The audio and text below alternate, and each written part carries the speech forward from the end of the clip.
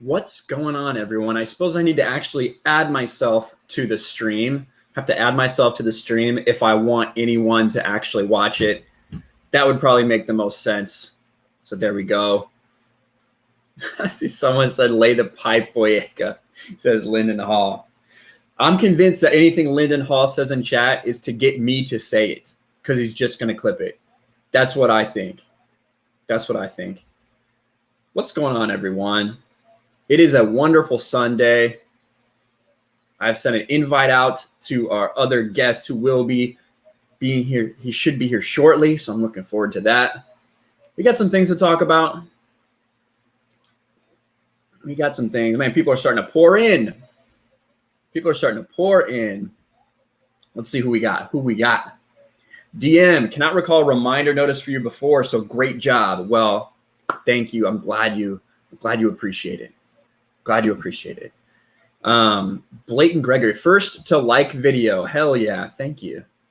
Harley Quinn says, I'm hopefully going to be able to be on. I'm watching Batwoman at 8, so I probably will be. Well, I see you in the chat now, so you did make it. Thank you so much for being here. Everybody, as you come in, I see the likes going up on this video. Smash that mother freaking like button. Share the stream out there. Let everybody know what's going on.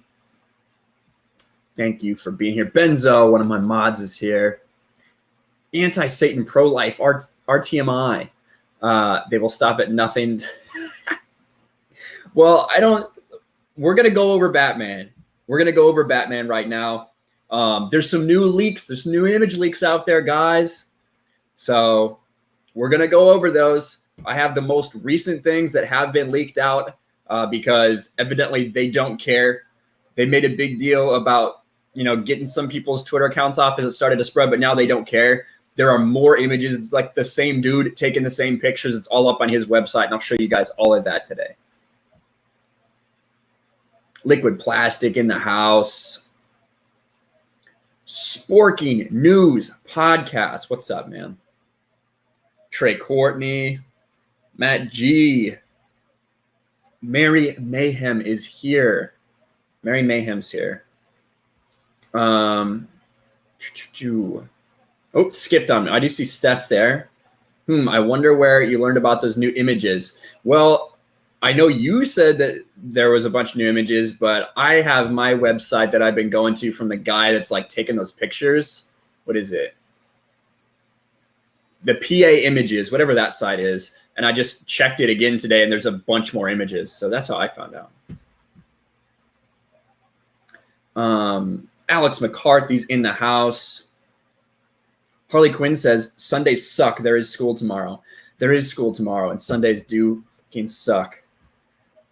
I like Saturdays because it means the next day's Sunday. Steven Saucedo. Hello. How you two doing? We're doing good. Well, I am. I'm not going to speak for Mary. She seems to be doing fine. She seems to be doing fine. Dr. Coffin Nails. Jay Rickman. Reverend Toad. Hail. Toots Baker in the house. Oh, we have Teresa Martin here with an hola. And Chris Clark. Truer words never been spoken. I am erect. I like it.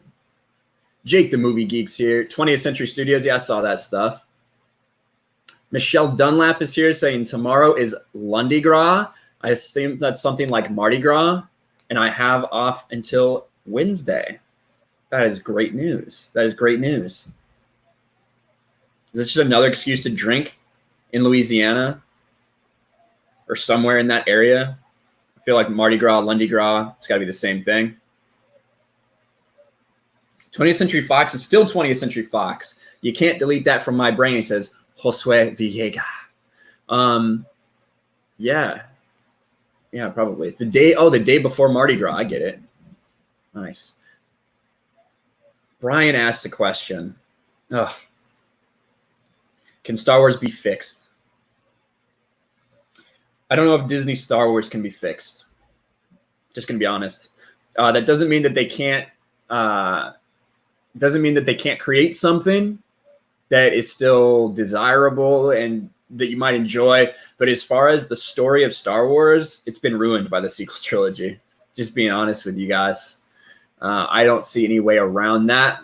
That doesn't mean that it still can't be content out there that you can enjoy. Like Jedi Fallen Order, right? A lot of people like that. A lot of people like The Mandalorian. There can still be Star Wars content to be consumed that'll be enjoyable. But as far as the story of Star Wars, I don't think that can be fixed unless they decanonize things. Maybe let me take all this stuff back here and make it canon again. I don't know. That's just my guess.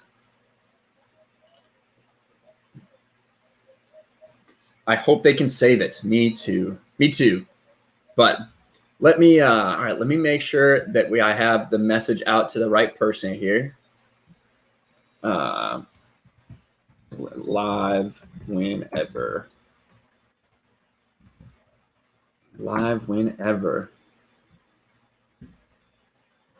And we have a super chat from my man, Drunk 3PO, $4.99. Thank you, sir. Just here to support. Well, I appreciate your support, Jay. Guys, if for any reason in the world you're not subscribed to the Drunk 3PO channel, then what are you doing with your lives? You got to do it. You got to do it. And there's already these people flirting here in my chat because that Star Wars girl's here. She says, the heart is there with Mando, but the writing is shit. I agree. The writing is so... It really is just like a cartoon, just with like super great effects, a real life cartoon with great effects, because it does seem like the people that make it care, but it just seems like they're not really up to the task.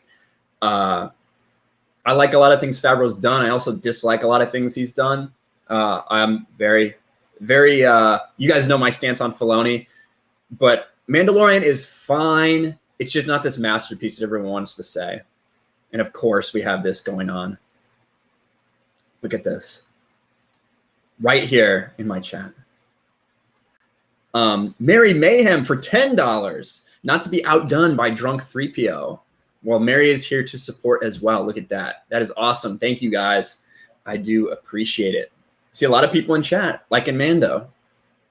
A lot of people liking Mando. All right.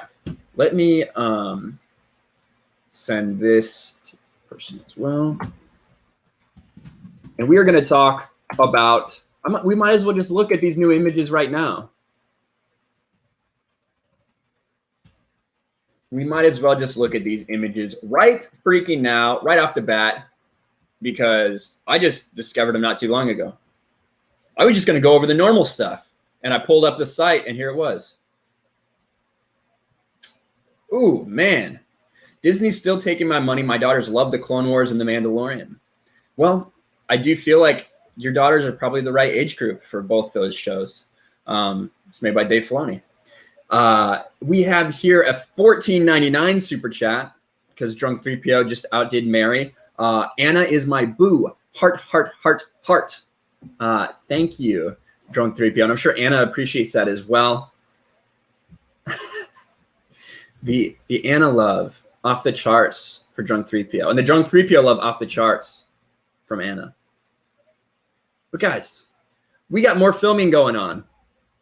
And so we got more shots. Now, when I saw this, I was like, oh my God, what is this? And then I realized that this is actually just a filming car. This isn't like an actual like prototype Batmobile or anything. This is a car that they're using to film. You guys are going crazy right now. $20 from Mary Mayhem. That's cool. I just stole Jesse from you, Drunk. Well, look at that. Shots fired right there. Shots fired. You guys are crazy. But thank you guys for the super chats. Trying to outdo each other. So we have a couple more images of the Batman with the Bat bike. None of him falling over. At least it doesn't seem like today. There are now this. A woman rides a motorcycle as filming continues in Glasgow. And this is the Catwoman stunt double. It's not actually Zoe Kravitz. It's the Catwoman stunt double that has been confirmed out there. That has been confirmed. And we'll go through, is there really, Steph? There's video footage from the camera car. I have to check that out. Say Glasgow again, Ryan. What, Glasgow? I don't know. Glasgow. Maybe that's how you say it. Wow, big super chat here. Thank you so much, Jake the Movie Geek.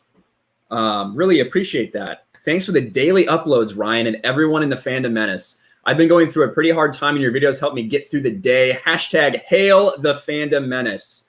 Well, Jake, I see you on commenting on nearly every one of my videos, and I really do appreciate the support. I think all of us here that have channels, you know, we see and we know the people that are watching our stuff constantly and always commenting, you know, in the first, 30 minutes, an hour, because I got our notifications turned on, and that's what keeps our channels going. That's what keeps giving us momentum.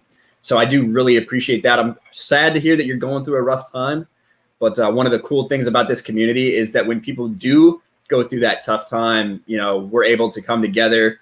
There's so many of us, so just let people know about that, and we'll reach out and support you, man. So guys, show Jake the Movie Geek some love in the chat right now, if you will, because he's going through a tough time. So show him some love, and thank you for that super chat, man.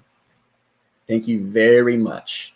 Not even unironic, not even like sarcastically, thank you very much. Just thank you very much, man. That's very nice of you. But back to more leaks. Now, I was on Reddit earlier,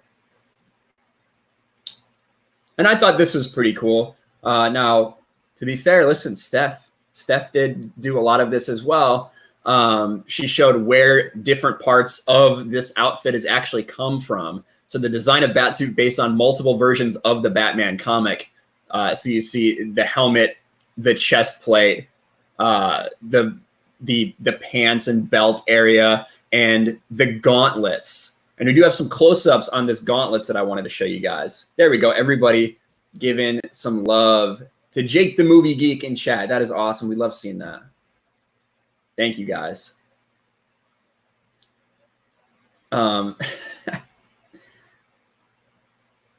Biff Bamboo says Glasgow or Glasgow. How do you fucking say it?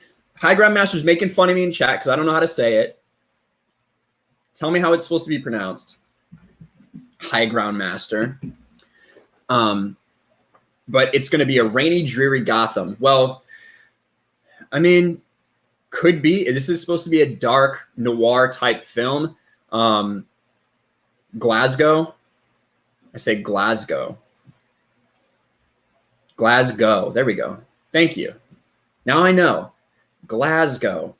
Specifically, they're in Glasgow for filming of, they're at this cemetery, or what's it called? Not a cemetery, but I mean, that's effectively what it is. It's for a cemetery scene, but it's called something else that actually means cemetery. I just forget. Anyway, that is going to be the, Asklo. Asklo. But that is where they're doing a lot of the filming for this. That's where we saw the leaked images for the Penguin, of Colin Farrell's Penguin, stuff like that. So yeah, it's going to be there. Who knows how rainy or dreary it'll look with post effects and everything. But yeah, the cowl needs work. Well, speak of the cowl, and I'll show you. This is the best image I can see, side profile of the cowl right here. What do you guys think of that? Does that look as bad to you guys? Everyone says they think it looks horrible. I don't think it looks too bad. I don't think it looks too bad at all. $4.99 super chat from Arc Trooper A98. Thank you very much. Just sending some love. The Fandom Menace is a great community. You're damn right it is. You're damn right it is. George BD Lucas, what's up, man? It's a great suit. I'm starting to get interested in this film. Yeah, I wouldn't call it great yet. I'm not totally sold on the suit, but I'm definitely interested in it, and I'm looking to see more. Looking to see more. But yeah, I mean, there's the cowl. I just don't understand why everyone hates the cowl. Yeah, it's okay at this point. It's okay. listen, it's not like we're going to have to see it in action, and I don't think this is the final version yet either. Ears look better from the side. Yeah, I think so too. And I see George Big Dick Lucas reminding me I haven't even thanked my patrons yet. What an ass I am. What an ass I am for not remembering. But thank you so much to all my wonderful patrons who make it easy for me to do what I do. They, support me. I'm able to put out more content for you guys. I need to get with some of you to get a patron stream going on for my high tier patrons.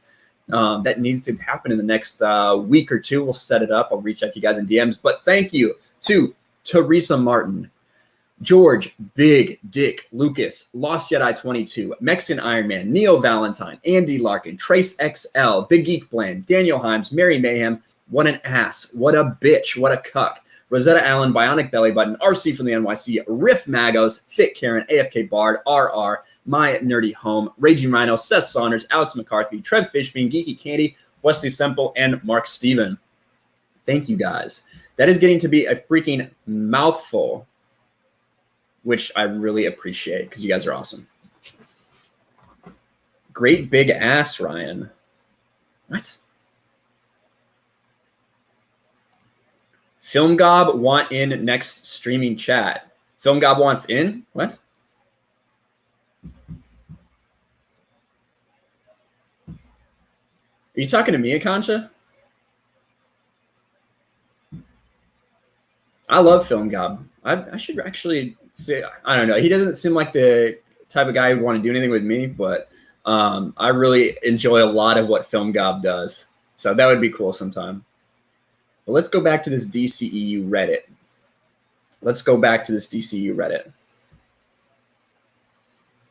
I should do what you do, Mary. Make a vid to start each stream with. Yeah, I probably should. To be honest with you.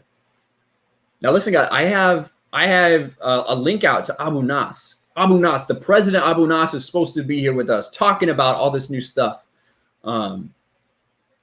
I hope he comes because I want to get his feedback on all this new look stuff. This looks pretty cool too. This is just some fan art, but this could potentially be a little more what this looks like. Check this out. The blacked out eyes make him lose some expression.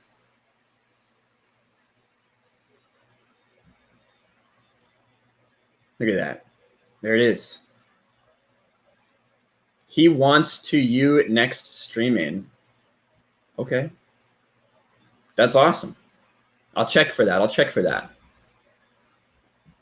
But all of this, yeah, a lot of people say I don't like it. A lot of people are skeptical. I think that looks pretty cool. Oh, let me show you the gauntlets because a lot of people were asking about these things. So here we got somebody asking if he has some sort of weapon inside because there are little holes here in the gauntlet.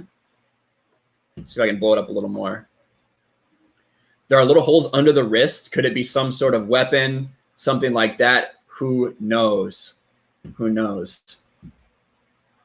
Get it back to there.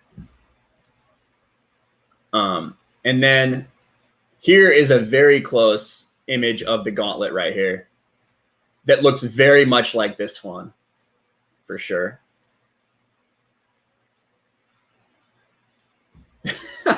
Drunk 3PO. Did Anna leave?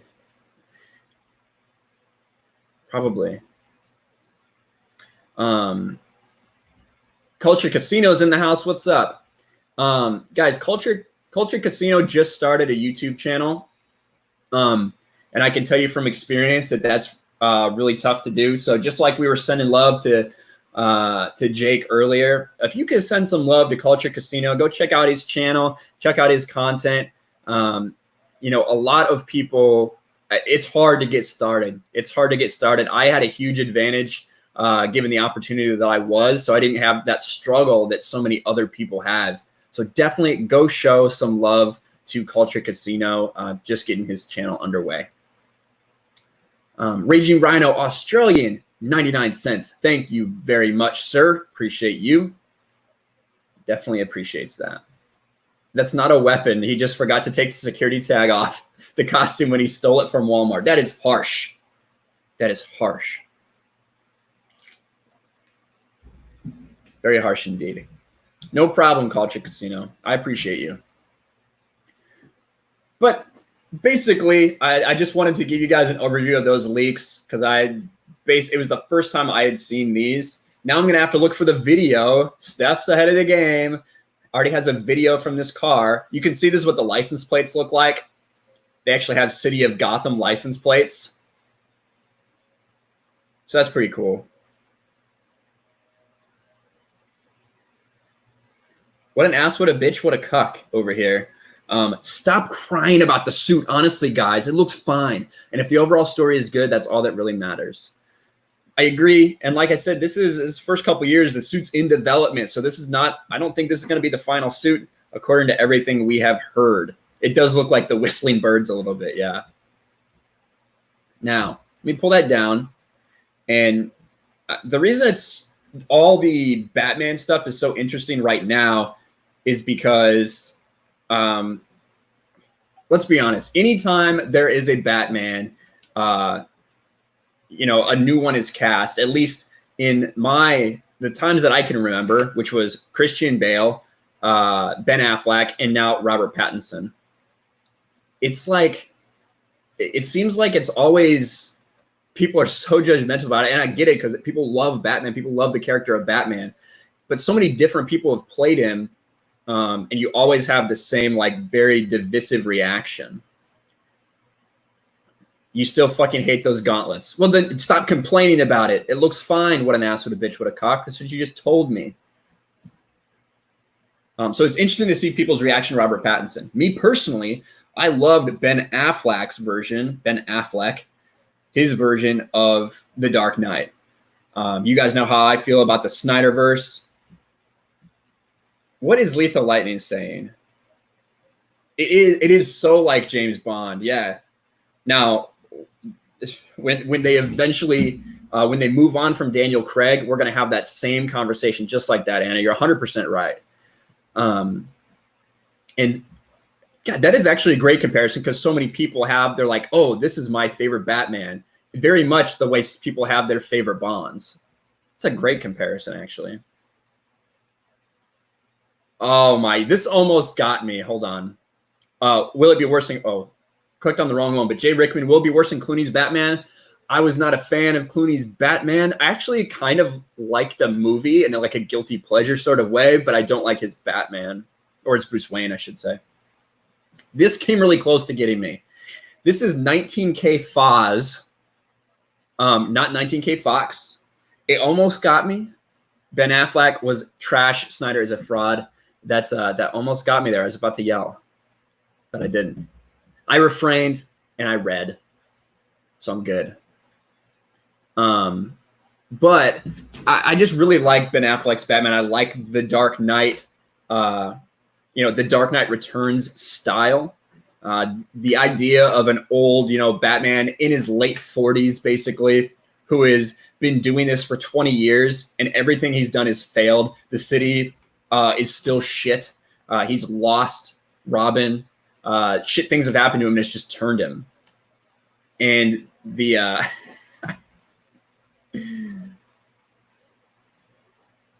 I'll just highlight that. That's probably because Jay said, I've never seen a Daniel Craig Bond movie. Have I missed out? I think so. I think that Casino Royale is one of my absolute favorite movies, maybe.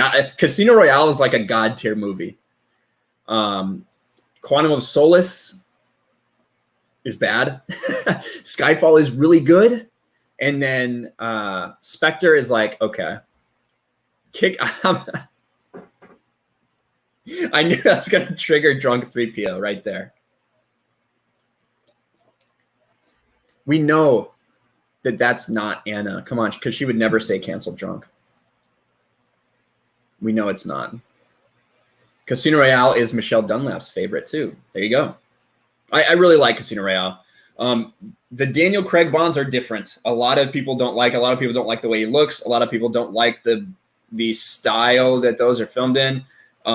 I think that, like I said, Casino Royale, you should definitely watch. Skyfall is also really good as well. The other two kind of hit or miss. But anyway, I want to go back to the Batman. And one of the reasons that we're talking about that so much is because Ben Affleck is basically coming out and speaking about his time working for DC, his time working as Batman, all of that stuff. And it was in this article right here. New York Times, Ben Affleck tried to drink away the pain. Now he's trying honesty. The actor speaks frankly about everything from his addictive behavior and his divorce to why he lied about that back tattoo. Well, I don't care too much about the back tattoo. But yeah, what I really care about is the stuff that led to him departing from the role as the Batman. Because honestly, to me, it would take, I said this in a joking manner, I've never had to deal with addiction. I've never had to deal with anything like alcoholism or anything like that. But like, I would do anything to play the Batman. Anything. And, you know, Ben Affleck is obviously going through shit I can't really understand. And he's also rich as hell and super famous. So that probably would affect it too. And my decisions to be Batman. Here it is right here. The Batman, which Affleck was supposed to direct himself. He stepped aside, allowing Matt Reeves to take over and Robert Pattinson to don the cowl after deciding the troubleshoot for Justice League had sapped his interest. Affleck never seemed to enjoy his time as Batman. His sullen demeanor while promoting Batman v Superman Dawn of Justice resulted in the hit meme, Sad Affleck. Oh, poor guy. I showed somebody the Batman script, Affleck recalled. They said, I think the script is good. I also think you'll drink yourself to death if you go through what you just went through again. I think the script's good, but I think you'll drink yourself to death if you go through what you just went through again. That's friggin' rough. That is rough right there. Well, I have my own casting right here. That's Star Wars girl. I could honestly see Ryan as the Flash or Spider-Man. I like that. I would like to be the Flash. I think that I could play a Barry Allen or a Wally West. At least better than Ezra fucking Miller. I hate Ezra Miller as Barry Allen. And, you know, I could play, you know what? I could play a decent Peter Parker too. Well, I don't know if I could play Peter Parker. I think I could play Spider-Man. I don't know if I could play Peter Parker. Mary says she could totally see me as the Flash. Well, thank you. Or Nightwing. Ooh, I need to get a little. Nightwing's a little bigger than me. I need to get a little bigger if I was to play Nightwing. Nightwing's no like Batman size, but yeah, 100%. The worst casting decision ever. And a lot of that is because. I would say a lot of that too. Who knows what it would have been like if we got to see like Snyder's version, because a lot of the dialogue was changed. But I just don't like his entire demeanor. I can't give him the benefit of the doubt that it would be any better. Yeah, not even Wally West. Like Ezra Miller, it's not even enough to call him Wally West. Like I feel like Bart Allen, Impulse, maybe a better comparison there. Midnight's Edge is saying Ezra sucked as Flash. ABC is just so mad. ABC's so mad. Matt G. So this Batman is not part of the DCU unless it is. Then it might be, but then it could be, but it wasn't unless that, and the case is likely unlikely. Matt G just summed up the entire DCEU perfectly, to be quite honest. That's exactly kind of my point about where I was going to go with this stream, is that the DCEU, no one knows what it is right now. No one knows what's going on. You have a movie that's out right now, the Birds of Prey movie, where Harley is out and free and meandering about with a child now. Now she's got a child that she's carrying around. And we know in the Suicide Squad, which is going to come out fairly soon, filming right now, she's obviously back arrested. She's been arrested again. We have a Joker that appeared in Birds of Prey, but not really, because we didn't want to show it, because we didn't want to talk about it. We didn't want to talk about Jared Leto.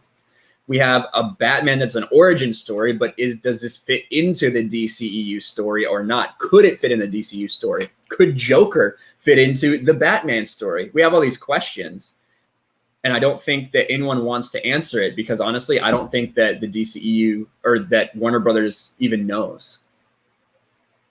I don't think they know what they're doing. Drunk 3PO says he wants to play Donkey Kong in a live action film. There you go. And then, but this right here is a great point. Flashpoint. Flashpoint movie is supposed to come out. I can get this down for a second.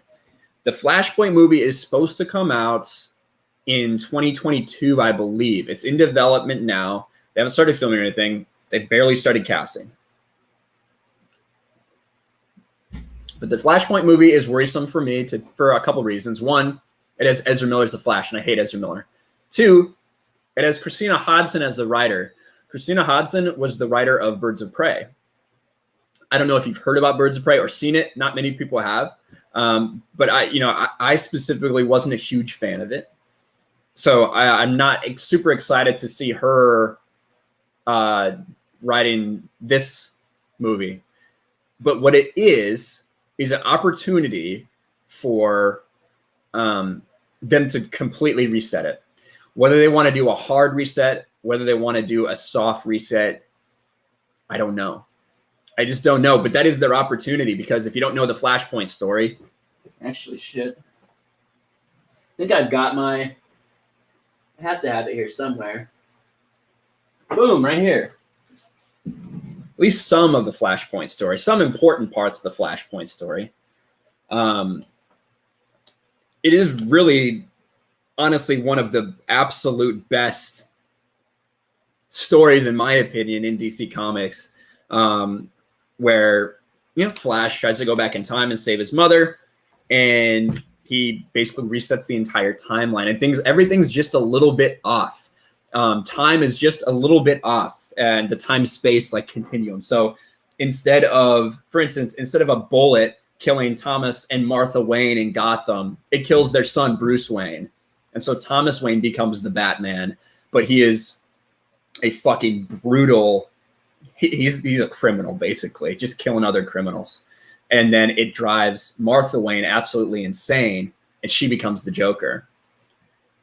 Instead of crashing in the middle of nowhere in Kansas, Superman crashes in the middle of Metropolis, and the government finds him and keeps him underground.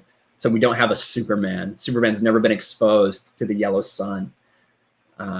Aquaman and Wonder Woman. You have Atlantis and Themyscira at fucking war with each other.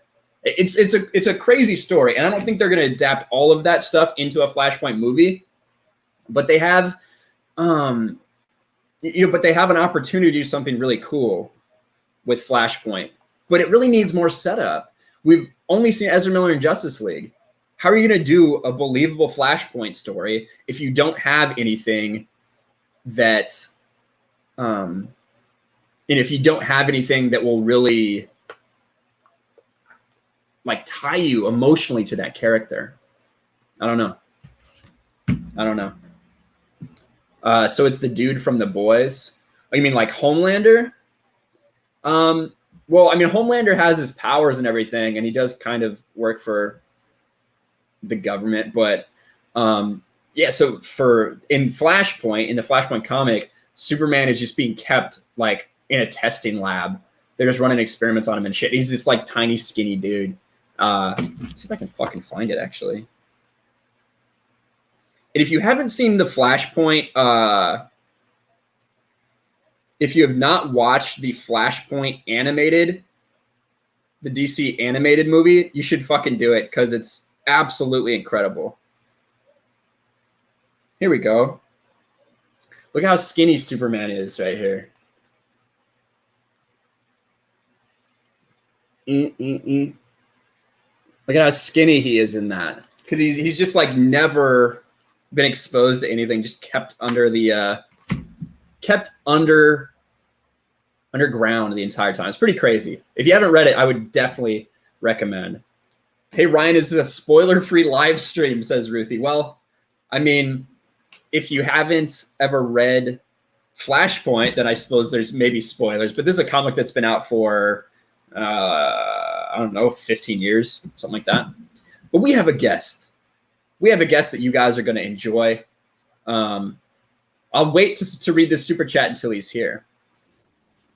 Mr. President, how are you doing today? I am doing good. I am so sorry I'm very late.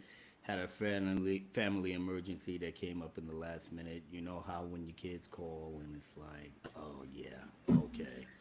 And my kids are only 7 and 4, so they don't call yet, thank God. Yeah, my oldest daughter She all right? Yeah, she good. All right. It's like, you know how these crises comes in and you gotta listen. You gotta sit there and you gotta listen, you know. Your volume's a little bit low there, Abu. It's a little bit low. How's this? A little bit better?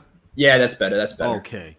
Yeah, so I have to play dad regardless of, you know, my other obligations, and being that she's talking a mile a minute on the phone, I wanted to try to sneak a text, but I'm sitting up here like, okay, honey, just breathe, tell me what's going on, and we'll figure this shit out, you know.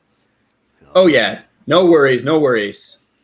But yeah, man, I'm ready to rock and roll. Got some treats for you guys and everybody in the chat.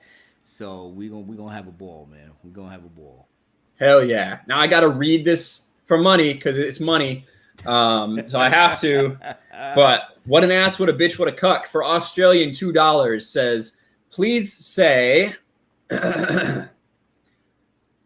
Ezra Miller is a perfect Flash. Thanks, XS. There you go.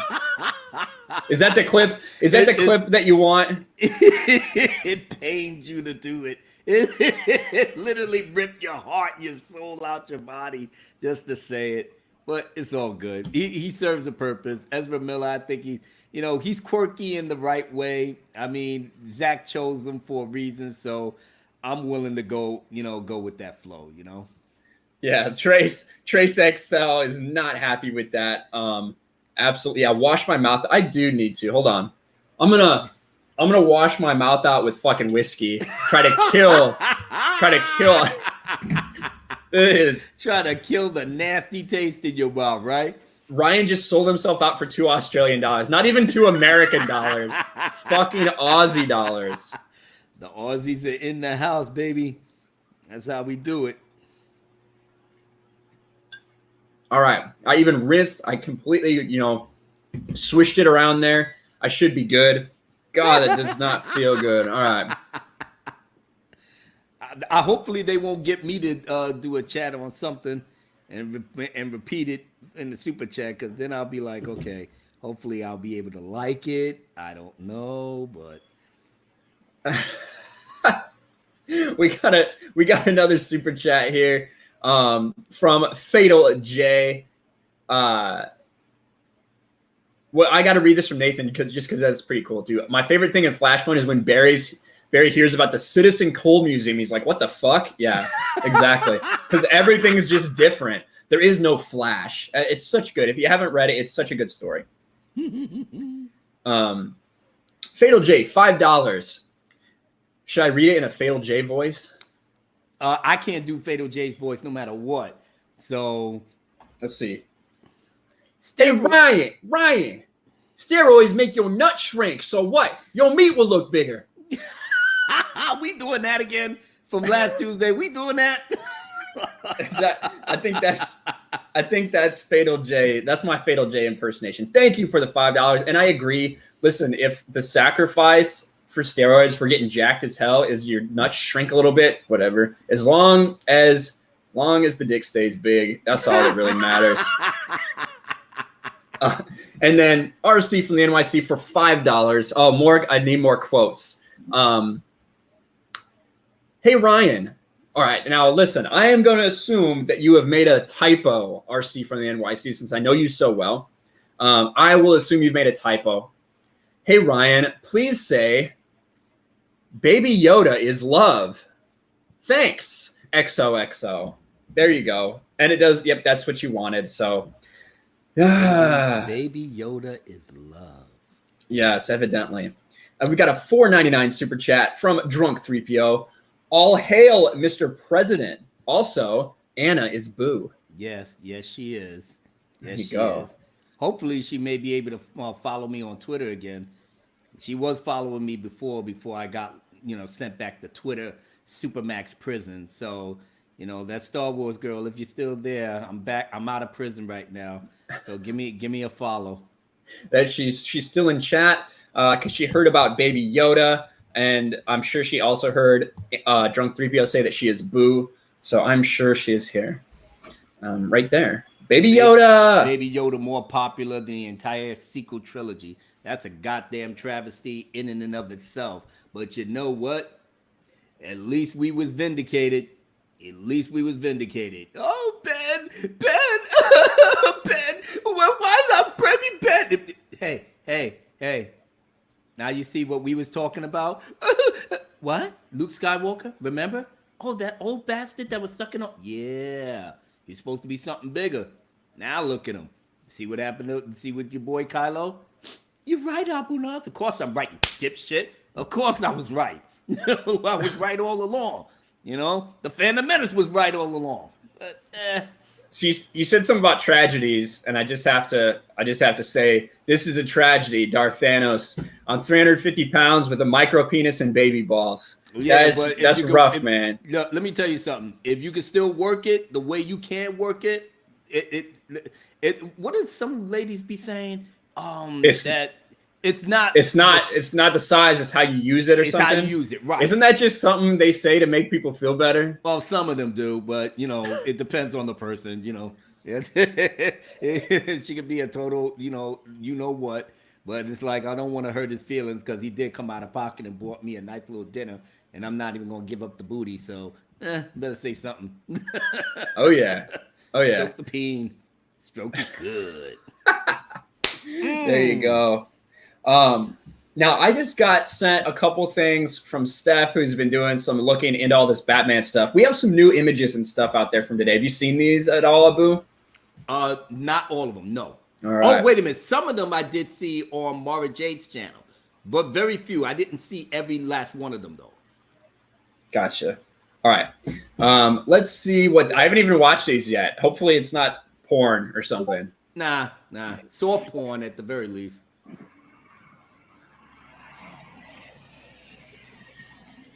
Oh, never saw that before. Right. Okay. So this is their little filming car? Is that what this is? I believe so. All right. So that is the all right. Camera. Okay. So that is the little car that they're using to film. Yeah. Let's see what this one is.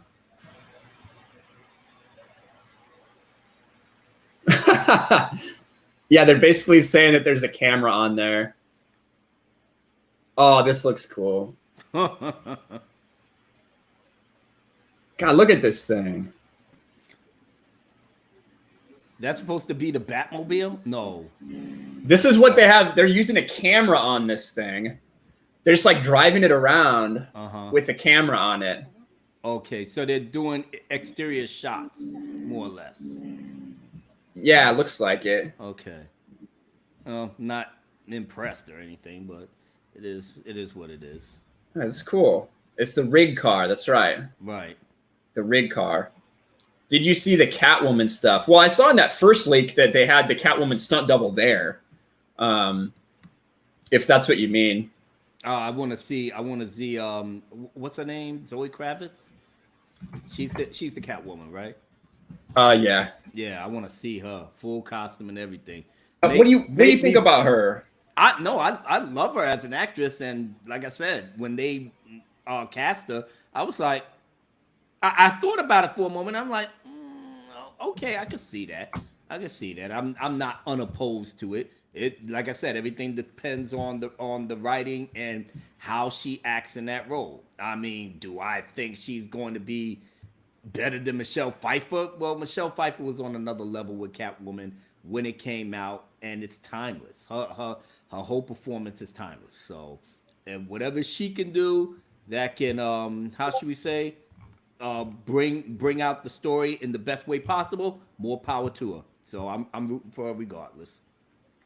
Gotcha. And then we see here, this is the little clapperboard, Vengeance, right? The working title they're going with this movie. Oh, okay. It's a little tough to see for us, but yeah, I see it though.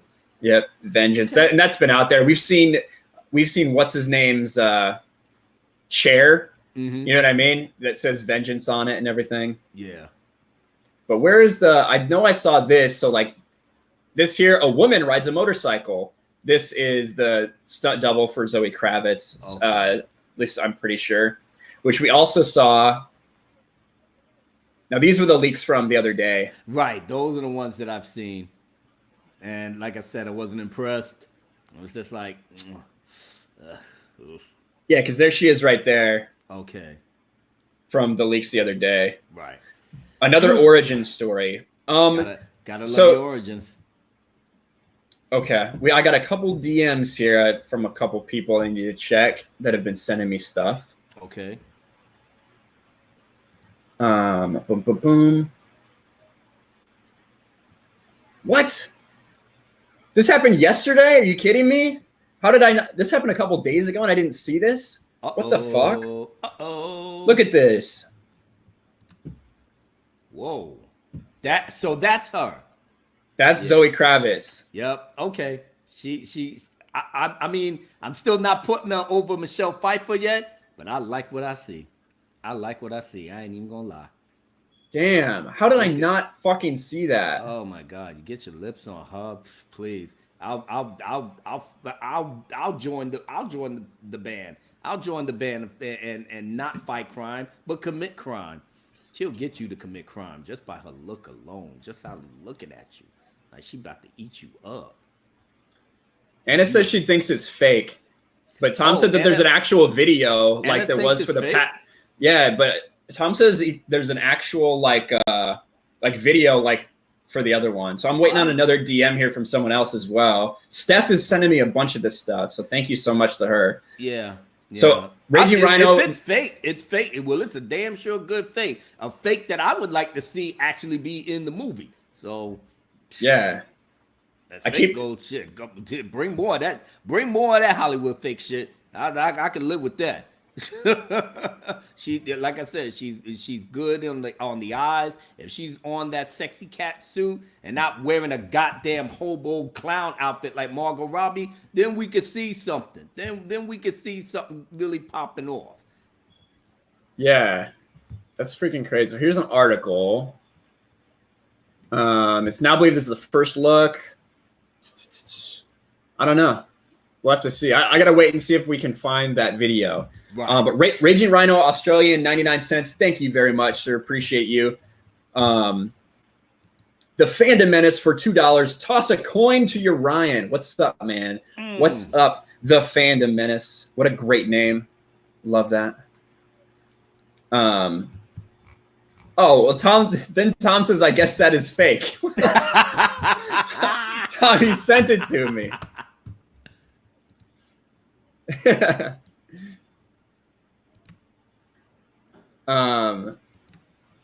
Let's see. Fun camera test with Catwoman. Who is the guy that did this, though? Let me check and see who he is. Oh, yeah. Digital artist. Yeah, I think that is fake. Oh, the Catwoman thing? Yeah, I think that is fake. Damn. Anna was right. Had my hopes up. I was licking my lips and all of that. Making posters. Damn. Live research on air. I was like, what the hell? Like, because I didn't think that there's any way that I would have been able to go 2 days without knowing that was there. Mm-hmm. You know? So. Damn, my heart is broken. But it's funny because that's exactly what I was thinking, actually, is with the footage that we saw from the camera test with Robert Pattinson, I thought we were going to see something like that for Anna. I thought we were going to see something like that for this. And I thought it would have been cool if it was purple. Like, that's exactly what I was thinking in my head. So If when I saw anything, that, that should have been the first look, you know, for with Matt Reeves just show us Catwoman first, you know. Don't put Robert Pattinson out there and the square jaw wasn't looking right and he was looking like Daredevil with it. Bring out the Catwoman. Let us see some of that first. Yeah. Get out, mouth watering. You know what, Anna? I salute you, baby girl. You know your Photoshop. You damn right. Damn right. That thing went right over my head like it ain't nothing. I was just like, oh my God. All right, watch this video though. Okay. Let's see what's going on. God, I fucking hate Twitter. Twitter's like video embedding shit is just the fucking worst. Got a little smoke going on. Yep. And that is Catwoman ride-in. All right. There's just people on the streets taking video of this shit. Well, in the UK, everything is a little bit more lax, you know? Even the security guard is sitting up here like, oh, you filming it? Oh, good for you. It's not like you're going to put that shit on the internet, right? No. Good man. Damn. But you know what I do like? I like the atmosphere and where they're shooting it. I mean, it's at a graveyard, obviously, but I think they, as I said before earlier today, you know, they're going for the ambiance of it being, you know, somewhat gothic in some respects, eerie and, you know, atmospheric. I mean, I think they're really going to play on the mystery aspect, you know. And hey, you know, as locales go, that's a perfect setup for what could be a part of Gotham City, you know. So yeah. I'll give it to them with that. I like this from Bowsette. Anna throws reverse card. Yeah, fucking. She's playing master level Uno over there. Master level Uno. Maybe they're on a budget. They want free advertising. You think? I mean, I think that. It seemed like at first that people were claiming accounts were getting taken down when they were sharing this stuff. And I said, fuck it. Right. I'm going to put it on my channel. Because I saw there were a couple videos out there already that people had it on their channels. Yeah. And I saw tweets that weren't being taken down. I'm like, there's no fucking way. There are articles being written. So I just did a video. I figured the worst that could happen is they give me a strike. And if they do, I could sit there and talk about how Warner Brothers gave me a strike. You know what I mean? Like, yeah. So I didn't think there was any real risk for me doing it. Well, at least not now anyway. Yeah. We have a $5 super chat from the Geek Blend. What's going on, man? Also, again, everyone who super chats, who super chats and who I'm talking about, they all have great channels. So go check them out if you see their names pop up like that. The Geek Blend has a YouTube channel that, they've just started getting going. They do a bunch of stuff. They do stuff from what's coming on Netflix this month to beer reviews, like reviews of different beers and stuff. So definitely check them out. Sup, Ryan? Do you think they'll release an official image of the Batman after the leaked set photos? I don't think we're too far away from getting one. And I mean, honestly, that first image is kind of an official image. Like that Matt Reeves camera test one, for him to tweet that out. Right. It's pretty official. But thank you so much for the super chat, man. And then $2 from the Fandom Menace, 28 subs to 3K. Woot woot. Well, we got more than 28 people watching here. If you're not subscribed to the Fandom Menace, go check out the Fandom Menace channel for sure. Yeah, he gave me some love on the clip for my live stream with John Talks yesterday. Yeah, was it Friday? No, the Snow Dub. Then I was with John Talks on Friday night. And he put the little clip there, and it's been getting a lot of traction. So thank you, Fandom Menace, for showing the president some love. You know, I'm glad that you enjoyed yourself on that live stream. It was epic in every way, shape, and form. So I was bringing the heat. I've been pretty much bringing the heat for the past couple of days. On my channel with Snowdub, John, yesterday with Mara Jade, had to show my vice president some love. Congratulations on her 1K hitting on YouTube. So so I might as well just end it off and rock the spot and bring the house down on your channel. Oh, hell yeah. Are you ready to do it now? You want to wait? I'll wait a little while longer. Let's get into a little Ben Affleck stuff too. Oh, we'll talk about that too, and then you can, yes. because I'm sure that'll be involved in your in what you got going on.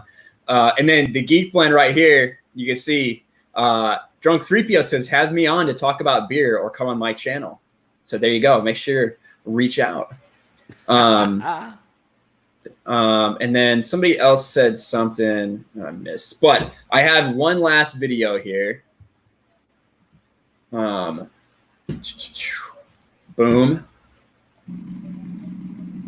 This looks like Catwoman stunt double again. Oh. Now they're filming this one at night. Give me a bit. Oh, see, not yeah. That's perfect. That's perfect. Like I said, the locale they chose is pretty damn good. You know. I fucking hate Twitter, man. So it's not. Yeah. No, like Twitter's video embedding shit. It's just fucking awful.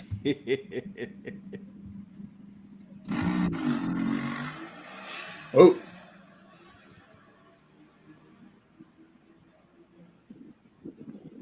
What the hell? So just like went their separate directions?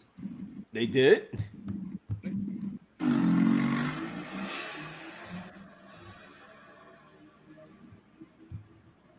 Is that Pattinson? It's too tough to, or not Pattinson, but Batman. It's too tough to tell. Yeah, all this stuff's leaking out though, so interesting to watch it. Interesting to watch it. Boom. And of course, exit like that. Mm-hmm. God, there's so much of this out here. Let's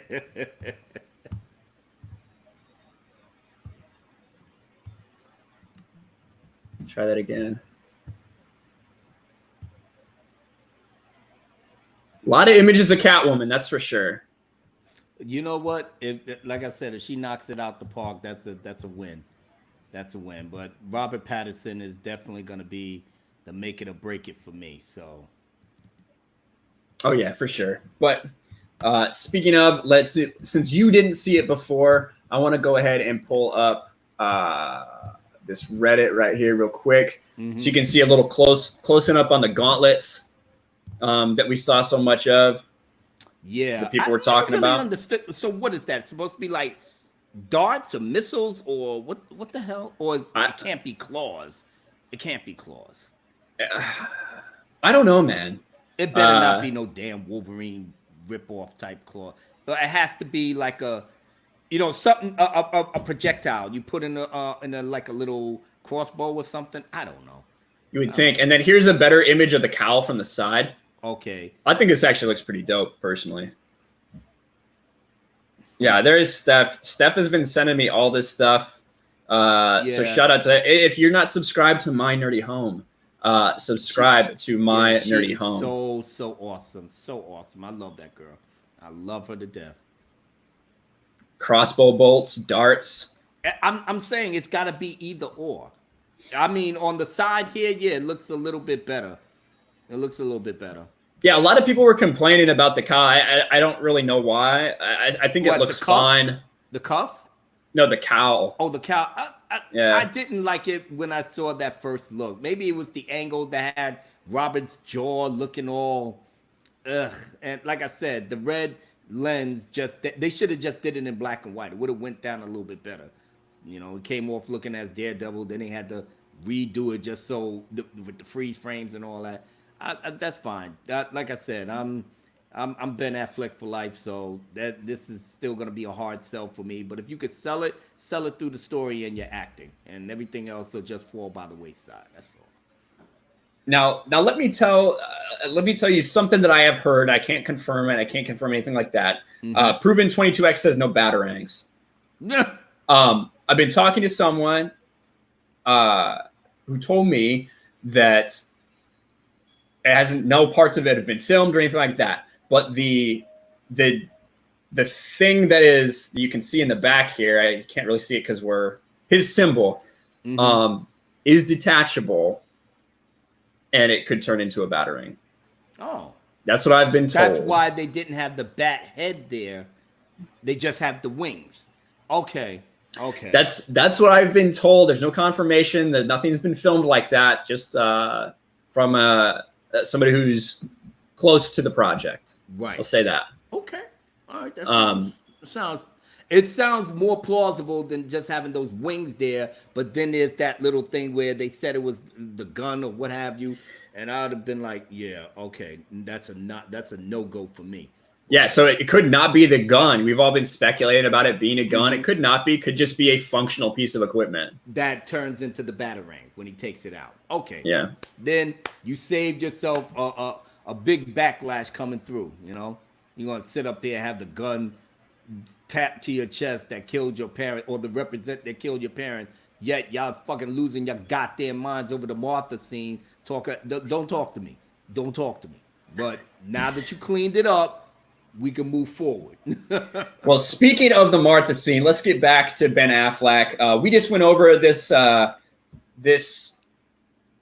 quote here from the New York Times that he said, "I think the script is good. I also think if you'll drink yourself to death if you go through what you just went through again." And we talked about that and how much the chaos that was the Justice League kind of led up to Ben Affleck deciding that he really needed to step away. Right here, after deciding the troubleshoot for Justice League had sapped his interest. Yep, that's all Josh Whedon. You think his interest would have been sapped had he would have saw what Zack Snyder did for the entire shoot, filmed it, everything, all actors, everybody did their thing, and that would have came out? He would have had the same hype because him and Zack was on the same page since day one. The love and the admiration was there. Zack posted this beautiful thing saying, "I can't thank Ben Affleck enough for his heart, his energy, his knowledge, and that gorgeous chin of his, that real heroic chin of his." I mean, he blew the doors off of the acting in Batman v Superman. My good, even the Shill Campier was singing his praise in that scene with him and Alfred. When he said if there was even a 1% chance he's our enemy, we have to take it as an absolute certainty. Then that shit still gives me chills to this day. To this day. A couple people still asking for you to turn your volume up just a little bit more. You sound fine to me, but I got headphones in, so. Okay. There we go. How's this? This good? I think that's good. All right. Anybody in the chat? Y'all good now? Y'all good? Oh yeah. All right. Just let me know. Geeflin said it's Jeff Johns. Yeah, it was Jeff Johns, little snake, little bitch ass snake. Yeah. Yeah, of course, jealousy and envy, man. It's everywhere, people. It's everywhere. When you get a star like Ben Affleck, won Best Picture, Argo, riding high on the waves of his creativity and everything else, doing good movies, and then he gets tapped into play Batman, the Cape Crusader. Even he at first didn't understand what Zack was coming with. Like, really? You really want me to do this? I'm old. He said, nah, man. Tell you something. This is a rundown Batman. He's at the end of this rope. He's jaded. He's this. He's that. And Ben Affleck said, "Well, damn, that's pretty much me at certain points in my life." So he was all with it. And just when he got the script and everything that they collaborated on, it was beautiful, beautiful. And he poured his heart out into that thing. Man, I loved Christian Bale as Batman in the Dark Knight trilogy. But when I saw Batman, Bruce Wayne, Ben Affleck come down in that little elevator, and he was looking jacked, boy. He looking like solid muscle, 300-pound solid muscle. He walking like, yeah, I own this joint, yeah. Oh, Alfred, what's going on? Master Wayne, we have certain things in the computer. Yeah, we'll get that on the computer right now, goddammit. Sits down like in authority. Christian Bale, he looked like a great businessman that got a head for Wayne Enterprises, and he got to need Lucius Fox to give him the gadgets so he could go out at night. Major difference, Seeing when they did that training montage scene with him pulling the chains and doing the pull-ups and all that stuff, that was awesome to see. Like this big old Bruce Wayne who's just powerful as hell, and all of that was Affleck. Yeah. All of that was Affleck. Affleck had the damn chain and the tire doing, and you're like, oh, you should have seen him, man. Even when he dropped the barbell, he's like, ah. I don't see Tony Stark doing shit like that. I don't see Christian Bale doing shit like that. You damn sure wouldn't see George Clooney or Val Kilmer doing shit like that. Nah, only the man can do that. You gonna see Patterson in some training montage? He don't have the bulk for it. He's not built for it. They gonna fake it till they make it with him. But this is okay. We don't want you to be like Ben Affleck. There's only one true Batman that we see on live action. If you could come off with the live action scenes that's gonna not be like quick camera cut like Taken and unfortunately the Dark Knight trilogy had a lot of cuts, camera tricks to make them seem like they fighting, but you can never really see Batman really get down. After Zack Snyder spoiled your ass with BVS, when you see the Cape Crusader get down, did the one hit punch, took dude in his face, and he fell face first on the floor. Yeah, man, you be spoiled just like we would. So if they ain't coming off with that, I don't know, man. It's gonna be a hard sell, but I'm gonna give him the benefit of the doubt. And you see this, you just start in the middle. We know who Batman is. I think that's an interesting like perspective, and I know a lot of people say that too. And that's one thing that I think that they kind of got right. One of the few things I think they got right with Spider-Man in the MCU is they didn't try to do the origin story. Not really. Like they didn't tell the story of Uncle Ben getting killed and all that stuff. Right. But the problem is that everybody knows that happens, but they didn't show any ramifications. They didn't show any effect of Uncle Ben's death for the character of Peter Parker, which without that, it's not really that character. You know, like Batman, like Affleck's Batman, we saw that flashback scene where, okay, 30 seconds, that and that was perfect. They died in the alley. The pole hit the ground. You understand Martha. You understand that scene at the end. That's all you needed. Right. So yeah, I agree. Raging Rhino for Australian $7.99. Thank you. DC's best three: Joker, Wonder Woman, Shazam. Why can't they get Superman and Batman right? 75 characters left to use. Wagga wagga. Fucking oath, mate. Fucking oath. From the Australian. Listen, I think they did get Batman and Superman. Yeah, right. I was about to say it's. I think that they were on the right path. That's what I'll say. Yeah, it to me, Batman v Superman is a fucking masterpiece, straight up and down. I know you disagree with that. I only put it in the context of how it affected me when I went to the movies and see it. And everybody can have the same, either the same effect or a different effect, depending on what your mindset is going into the movies. For me, I've seen 8 years of Marvel movies. I've seen it from, the start of Iron Man 1 all the way up to Avengers. And from my vantage point, even through Age of Ultron, and through my vantage point, I've seen nothing but, and don't get me wrong, the Marvel movies are good. I enjoyed it for what it was. But the tone, the music, the dialogue, including all the jokes that are laugh a minute, they're all the same. And they're all on the same tempo. The only movie in that whole MCU, a 10-year filmography that was head and shoulders above all of them was Captain America Winter Soldier, because they switched up the tone. They switched up the dialogue to not be cheesy. They played it as a 70s espionage thriller that people gravitated to because you didn't have an idea of how it would end. The way that the script made it played out. When Black Widow's getting shot up and the music coming in and then Winter Soldier. They gave you a real sense of danger in that movie where you wouldn't even think about what the outcome would be. And they played it masterfully. After that, it went back to the same old formula. Bright light, pretty colors, lots of jokes, blah, blah. So by the time Batman v Superman came out in 2016, I went into the theater thinking, okay, well, I loved everything that I saw in the trailers, but they may throw in a couple of jokes. They, be so bright and colorful. Maybe they just sold us some stuff that they might not include it into the film. But I was ready. I was bracing myself. As soon as that thing opened, as soon as the montage where Mankind meets the Superman, that's when my mind was blown. And it never let up. It was like a breath of fresh air to me. That's on my personal opinion. Well, and you got to remember the movie that immediately followed Captain America Winter Soldier. I believe it was Guardians of the Galaxy. Guardians of the Galaxy was a surprise that it did as well as it did. Mm-hmm. And from that point on, every fucking movie was Guardians of the Galaxy. Even Thor Ragnarok was Guardian of the Galaxy's light.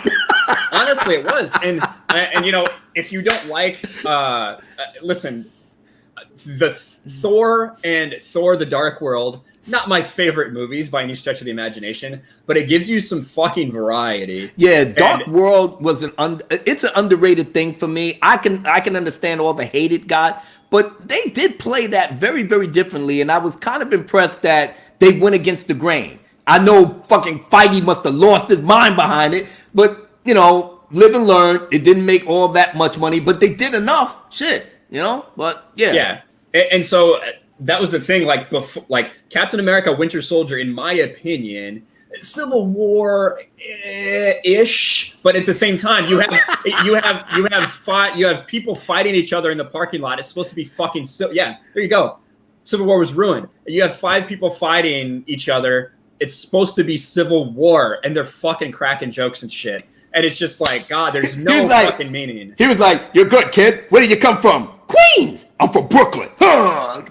Captain America runs off, and then Spider-Man's like, "Wow."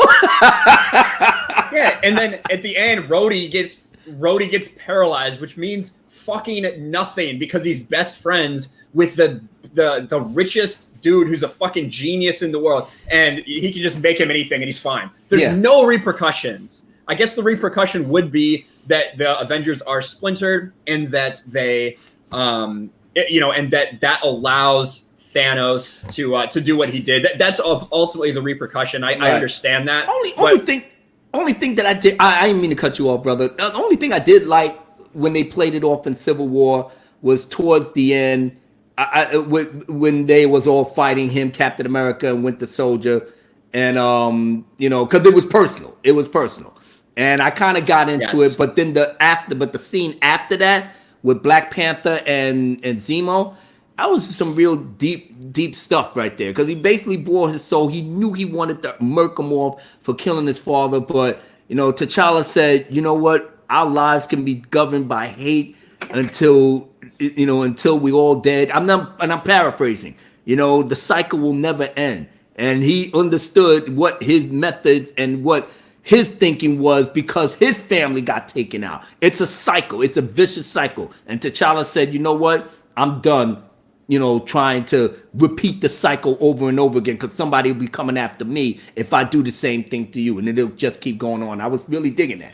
T'Challa was fucking cool as fuck in Civil War. He was one of the best parts of that for me. Mm-hmm. And then I thought Black Panther was just meh for me. It was so boring and forgettable. Right, but it was a revelation for me. And I already said that movie is pretty much racial lines right there. If you're not black, if you don't understand the extra context in which how these scenes were set up and how they was played out, you're not going to get it. And I don't have no patience to just try to drill it in you, because if you ain't this, and if you don't understand why they did certain things that they did, especially towards the end when T'Challa was telling this young brother, this could be all yours.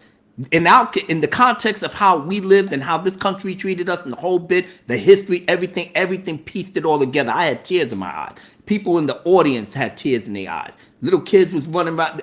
I knew what that was. Some was gonna get it, some wasn't. You know, but it did the money.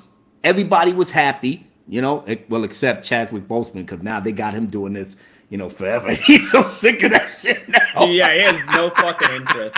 He has no chill. Even when he does this, you're like, oh shit. Yeah. But yeah, overall, and then Anna has to bounce. But thanks for hanging out, Anna. We love having you here, chat. Anna, thank you so much for hanging out with us. Don't forget to give me a follow. Abu begging for Twitter followers. I'm begging for it now. Begging. But I'm not too. What is that? I'm not too proud to beg. Ain't too proud to beg, sweet darling. Sweet darling. I think that overall, I enjoyed a lot of the MCU. After, after what's it called? Yeah. After Captain America's Winter Soldier, I enjoyed Guardians of the Galaxy. But I like it when things are different. I didn't hate it. I like it when things are different. So then everything became that, and I was just out. But back to Mr. Affleck and what he said about a certain project called Justice League, which we've never actually seen, because we're talking about the Snyder Cut. Right. Ben Affleck says Zack Snyder's Justice League cut should be available. On November 17th, the members of the Release the Snyder Cut movement received a tremendous boost when Gal Gadot and Ben Affleck tweeted out the hashtag Release the Snyder Cut. Just blew the doors wide open. Proven beyond a shadow of a doubt that they encourage the push that is trying to get Warner Brothers to release Zack Snyder's version of the troubled superhero movie Justice League. And then Ben Affleck said this when asked about the Snyder Cut. I didn't know about it. Zack was like, hey, they are doing this thing. And I said, Zack, I love you and I support you. However I can help you. I do think that movie, having the two directors is a very weird thing. And for Justice League, the director had a family tragedy. And so you have a kind of cow's body with a horse's head a little bit with two directors a lot of times, for better or for worse. I do think Zack's cut should be available. So, the context behind that is even deeper. I didn't even mention it on my stream earlier today, but it's popping in my head now. Because of the closeness that him and Zack had, they bonded. They bonded. They was on point. They was on board. Their vision was the same, and it just became even more so as Ben Affleck was playing Batman. How much he was enjoying the role. He was really enjoying himself, and knowing that they shot the Snyder Cut, knowing that it was way different from what we saw in the theatrical cut with. Superman saying, "Oh, and I thought that you hated me. Yeah. You made Batman into a little Millie Mush, little fanboy for Superman. Not the Dark Knight. No, he was just basically like, I'm just holding on until Superman gets here. He's my savior. That's not Batman. That no part of that movie was the real Batman, was the real Ben Affleck. But the Snyder Cut." He knew that he filmed a very different movie. And he was trying to be diplomatic because in his head, he's like, why would you continue trying to film something after the director that you hired lost his child? What kind of foul shit is that? Why can't you just post the... Oh, wait a minute. I forgot. All y'all bitch-ass, sucker-ass, chump-ass dickheads that want your bonus check. Yeah, that's what that was. The executives was gonna get their bonuses. So if I'm a Warner Brother executive, well shit, I don't know Zack Snyder like that. Condolences for his kid and all that, but nah, fuck that. I need my money. That was Warner Brothers thinking. Jeff Johns, snake that he is, he did everything he could to sabotage the whole thing. Especially after Zack Snyder, even though after his daughter passed away, God rest her soul, he still came back to work. You do know that, right? He came back to the production and finished filming the movie. He felt like working. He said, felt like, I could work through my grief just by putting myself into this film. And he finished it. He finished it all. So by the time Warner Brothers started doing their snake shit, he was like, look, I can't fight this. You understand? I'm going to step down. But the movie was already finished. I guess he was thinking they was going to do post-production or whatever, with another set of hands. No, they went and got Josh Whedon. Listen, man, Josh, check this out, man. We took a beating in the press for Batman v Superman. We only made $900 million. You almost made $1 billion. Yeah, we make $1 billion. That means we failed. We $900 million. That's not $1 billion. That's $900 million. To do the math. Well, we need you, Josh Whedon. We need you to come in and make this shit Avengers-like. Can you do it? Oh, well, if you pay me enough, I don't really want to do it, but if you pay me enough, I'm going to do it. All right, I'm going to pay you. We're going to get this. And what do you want me to do with the movie? Because it's already finished. Oh, man, scrap that shit. Just do it over. Do 80% of it. Put a little bit of the Zack Snyder flavor so these Zack Snyder little fan cults don't fucking lose their mind, even though we lost our minds anyway. They won't lose their mind. Just give them a little something, and then they'll be fine. And that's what he did. Put all the jokes, the bright lights, have Cavill's mustache chopped off in the CGI, have Batman like, I did not, yeah. Got all types of wild ass shit going on. So yeah, if I was Ben Affleck, I was like, I'm out. I'm done. Yeah, and well, what you mentioned there, yeah, Zach finished his shooting. The thing is, Warner Brothers wanted Zach to do what Josh did. They said, all right, well, this is what we need to do. I'm not a hack. I'm not a hack, Warner Brothers. I'm not a hack. I can't do that shit. They came in and said, well, this is what we need to do. We need you to take the runtime from 3 hours and 34 minutes down to under 2 hours. So we need you to rewrite the entire thing. We need you to make it lighter. We need you to rewrite this entire fucking movie. And he said, I can't fucking handle that. That's basically what he said. I got too much shit going on. I can't do that. Yeah. That's not true though, Tom. That's not true. It's not 50%. It's more like it damn sure ain't 50%, Tom. I love you, brother. I love your knowledge. I have great respect for how you know certain things, but nope, that's not 50%. Damn sure everything that was in the damn Comic-Con trailer wasn't even in the freaking movie. Nah, they did more than 50. Every Superman scene was refilmed. Of course, every one. Of course it was. That they could have figured Superman was the main problem. He was too serious. He was too mopey. He was too down in the dumps. He was not fighting for truth, justice, and the American way. No, Zack Snyder portrayed him as something real. What if a real alien did come down? Y'all motherfuckers ain't screaming at, oh, he's here for the truth and justice in the American way. Y'all scared to death. Whose side is he gonna be on? He's gonna be with the Russians? He's gonna be with the Chinese? Please, God, don't let him rock with the Netherlands. Yeah, if he's not with America, he's the enemy. That's as simple as that. That's real life. Y'all gonna have him on CNN, Fox News, ESPN, ABC, shows for days behind the alien that came down, the God from the sky. Zack Snyder played it in the contemporary way because after 80 years of you having Superman, he went through every iteration for every generation and every culture. So this is the culture of Fox News, Trump, and everybody else in their mama. So why could he not portray that in that manner? It was a stroke of genius. And Superman, all he wanted to do was be a good guy, but he's being pulled in 15 different directions. Everybody wants him to think like this and do X, Y, and Z, and his mother and father, and especially his father. Shout out to Kevin Costner. He rocked that thing. He told him, look, I would have seen you let that boy die just so nobody don't know what your secret is. Because once they find that shit out, it's a wrap.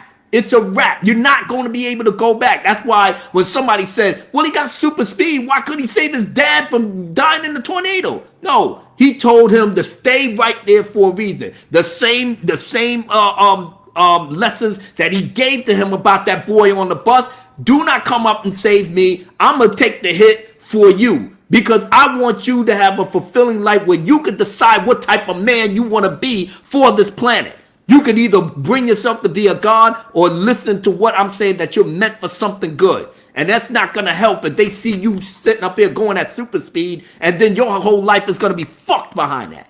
So no, he took the hit. It hurt him. It pained him. And even in that little montage where they was going up the hill and he saw his dad, he had the heart and talk. Well, pretty much what his image was, but he felt like his father would have been proud of the man that he became towards the end of that movie, especially when he sacrificed himself to save the planet, getting killed by Doomsday, by showing Ben Affleck, Batman, that this man was willing to do all of that. And I spent half the movie trying to kill him because I didn't understand the correlation between an alien that came from outer space or an alien that was raised by a beautiful white woman from Kansas. You see? Yeah, I totally agree that, and a lot of people didn't like that. Like, how could he not have figured out a way to save him? And the whole thing was his dad didn't want him to because he didn't want him to go through that. And what fucking happens as soon as he fucking reveals himself? It happened anyway. It happened exactly the way it happened. Yep. It happened exactly the way he said it would. But Trace XL for $10. Thank you, sir. The beauty of DC is the difference in tone between books. the way the writers managed to blend them in team and crossover books. Mm-hmm. The movies need to do the same in Marvel Web competition. I 100% agree, and there's room for it. Like Shazam. You know, Shazam and Wonder Woman and even Aquaman to a certain extent have a different feeling. You know, they're a little bit brighter because those characters are a little bit different. And that's needed in a full cinematic universe, I feel. If you're going to have the dark stories and the kind of somber stories, then you also need to have these kind of bright, fun ones. It can't just all be the same thing. I totally agree with you, Trace. Just the originality concept alone, because they said that, you know, you wasn't doing good with the source material of Superman and him being, you know, a Boy Scout and this. We didn't give it time to actually see him progress to that Boy Scout level. You understand what I'm saying? He just got here. Yes. They just found out about his powers. Shit, he just found out who his real dad was and what he was telling him that say, listen, the people of Earth are not on our level, but that's okay. You could show them. You got all the knowledge and history of Krypton. Krypton. You got all the knowledge and history of Krypton. The symbol of the House of L means hope. It means the hope that everybody can do the right things, you know, by their own laws and stuff, and you can help shepherd them into that. It's going to take some time, but you can do it. But you still got to get your shit together. And that's what his journey is going to be. It was a 5-part arc that Zack Snyder planned it out perfectly.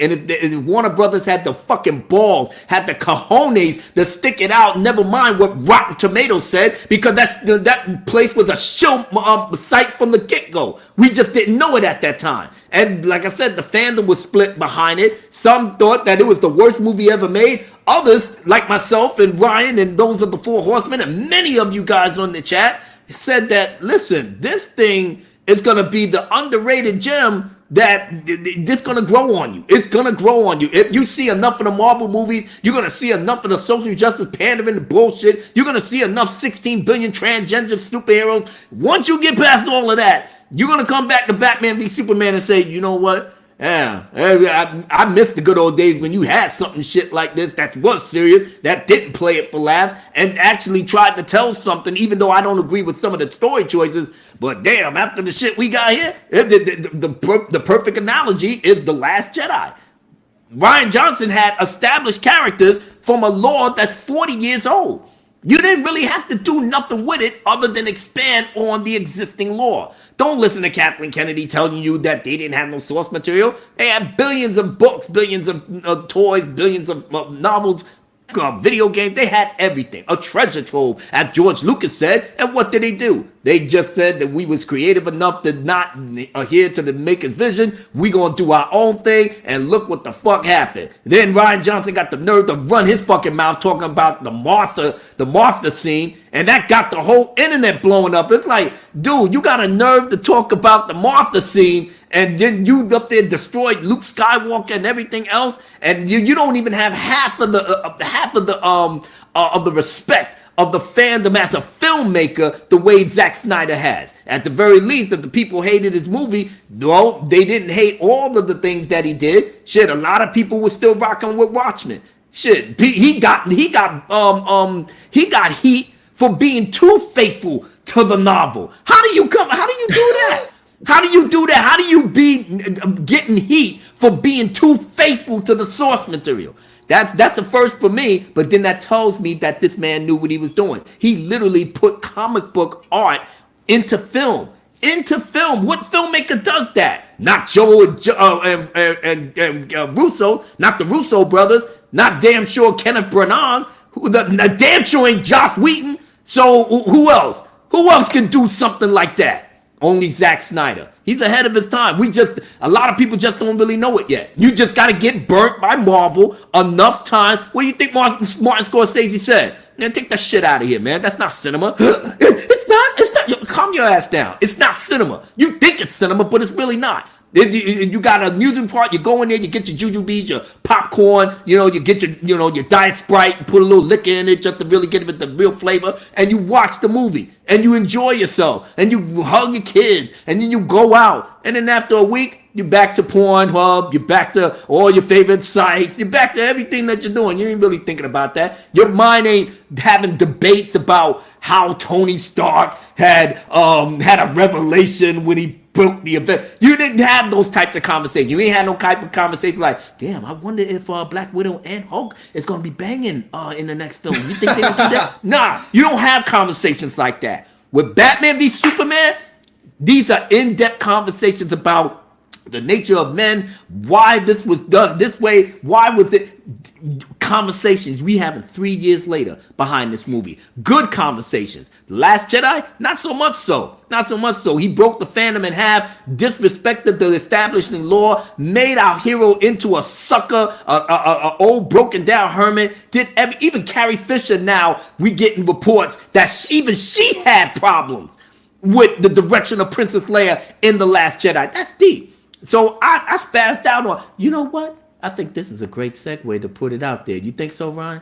I got that. As a matter of fact, Let's do it. I'm gonna break it down the way that I have to.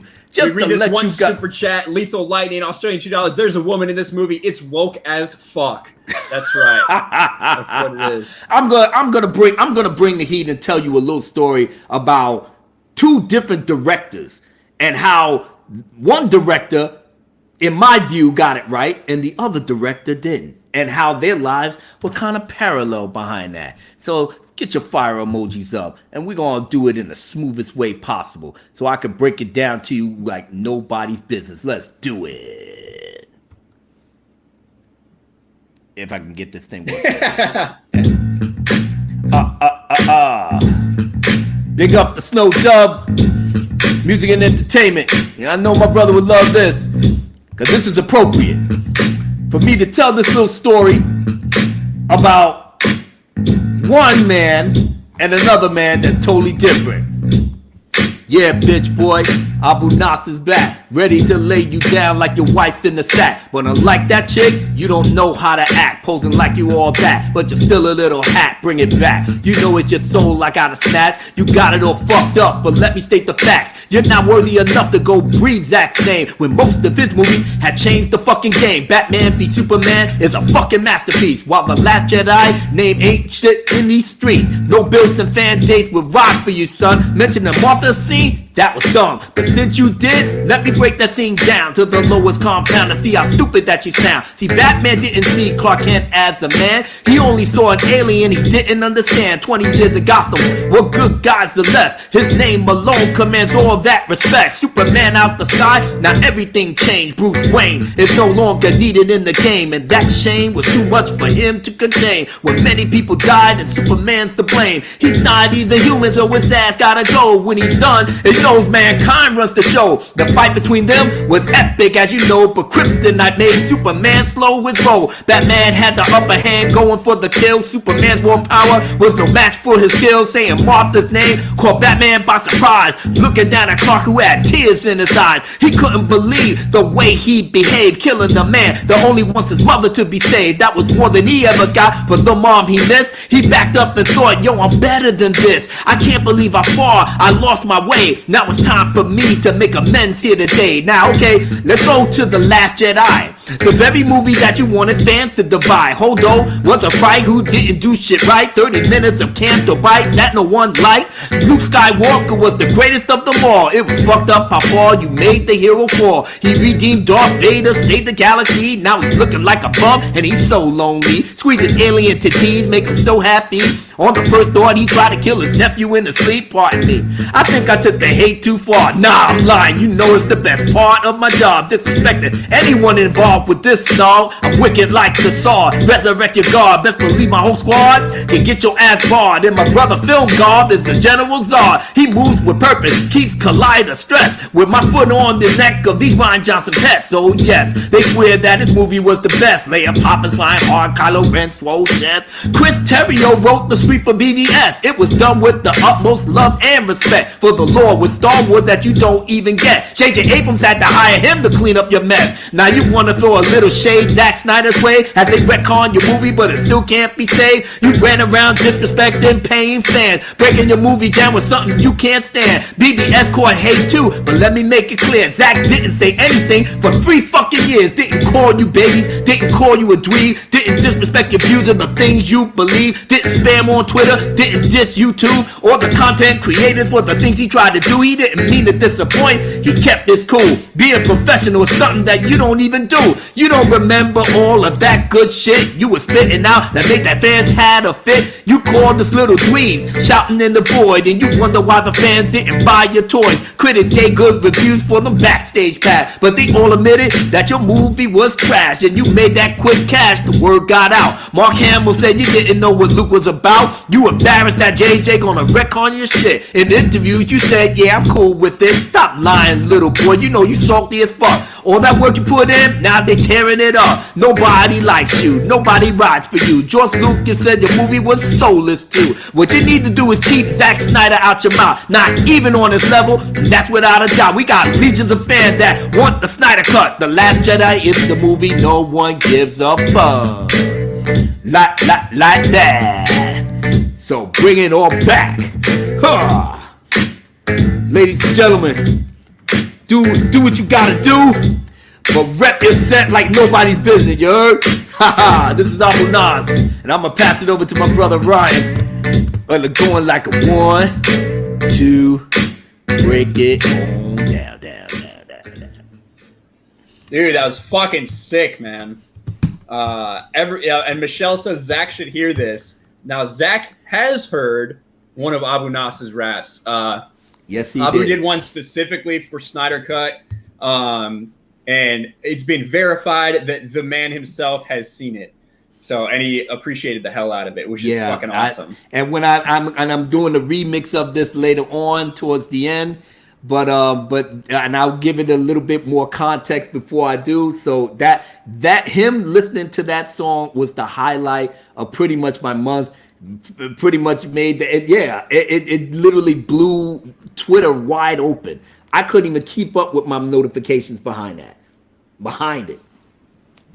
Yeah, there you go. Look, and Tom's saying I don't agree with his views on DC, but of course I love his rhymes. Oh, rip it up. And Tom, then he mistyped, but it's Abu Nas. You know what, Tom? I love you, brother. Thank you. I know it was hard for you to stomach. But at the very least, if you can understand my passion for it, I think it would go a long way. And like I said, I'm not unopposed to people's other opinions. I wish we all could agree on it, but I'm happy at the way that movie affected me, and that's something that I can't try to change people's opinions about. It was something that when I went to see it, that's the effect that it had on me, and it literally blew my mind away. And I just was like, okay, this is what I wanted to see. This is what I was looking for, Yeah, man. Like I just fucking I got the where's it at? I don't know if you have this Blu-ray case for it, Abu. I freaking love this. Yeah, thing. this is amazing. That's good, man. I love that. Man. And I've got all of the movie posters. That's the only thing I have movie posters for. I have a couple Star Wars ones, like some classic ones, but the only thing I collected everything of was DCEU. Now I didn't even like Suicide Squad, but I still got that one just because I was like, oh, it's part of the story. I may not like this one, and then I got Justice League 2, and that's the one I regret getting. I was so fucking excited for that, so fucking excited. And this movie right here, I agree. I kind of agree with Tom to a point about it not being Superman because it's not Superman yet, and that's kind of the point. Right. And I get it. I get the people that don't like it because they wanted to see Superman, traditional Superman.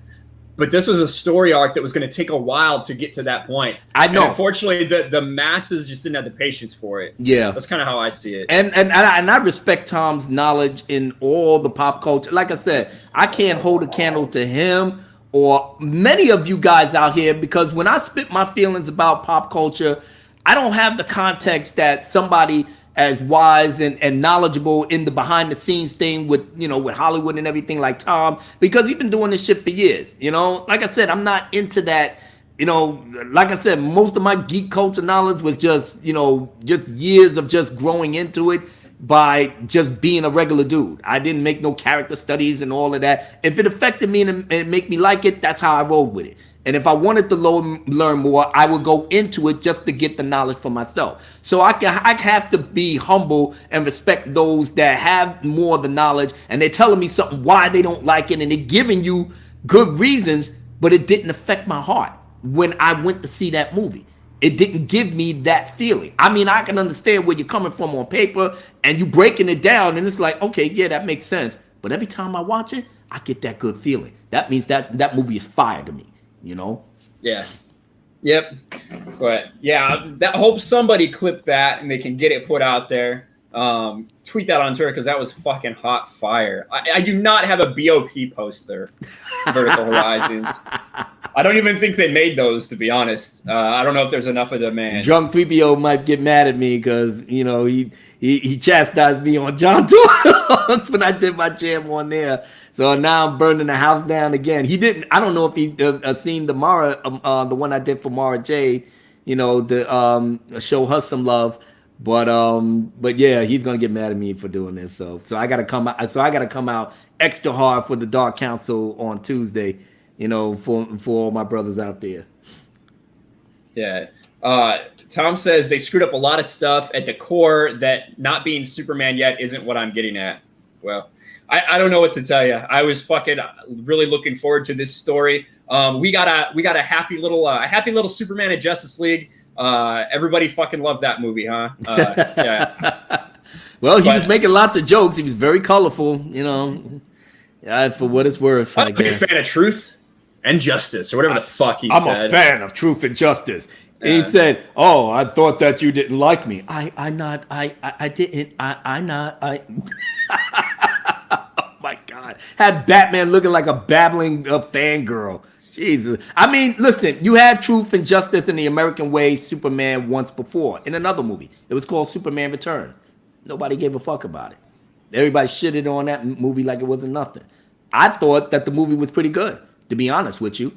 You know, Kevin Spacey's role was a little bit over the top, but I was digging it. You know, I wasn't digging the side characters that they had behind it, but, you know, I mean, it was what it was. But they wasn't digging Superman Returns, and I was pretty much Donner 2.0. Richard Donner 2.0. So Richard Donner Superman is the Superman that everyone wants to see. But there's never going to be another Chris Reeves no matter what happens. He is timeless. He is timeless. That movie is timeless. Shit, as much as I love fucking Russell Crowe as Jor-El, I put on Marlon Brando, man. I'm giggling like a schoolgirl. The planet Krypton.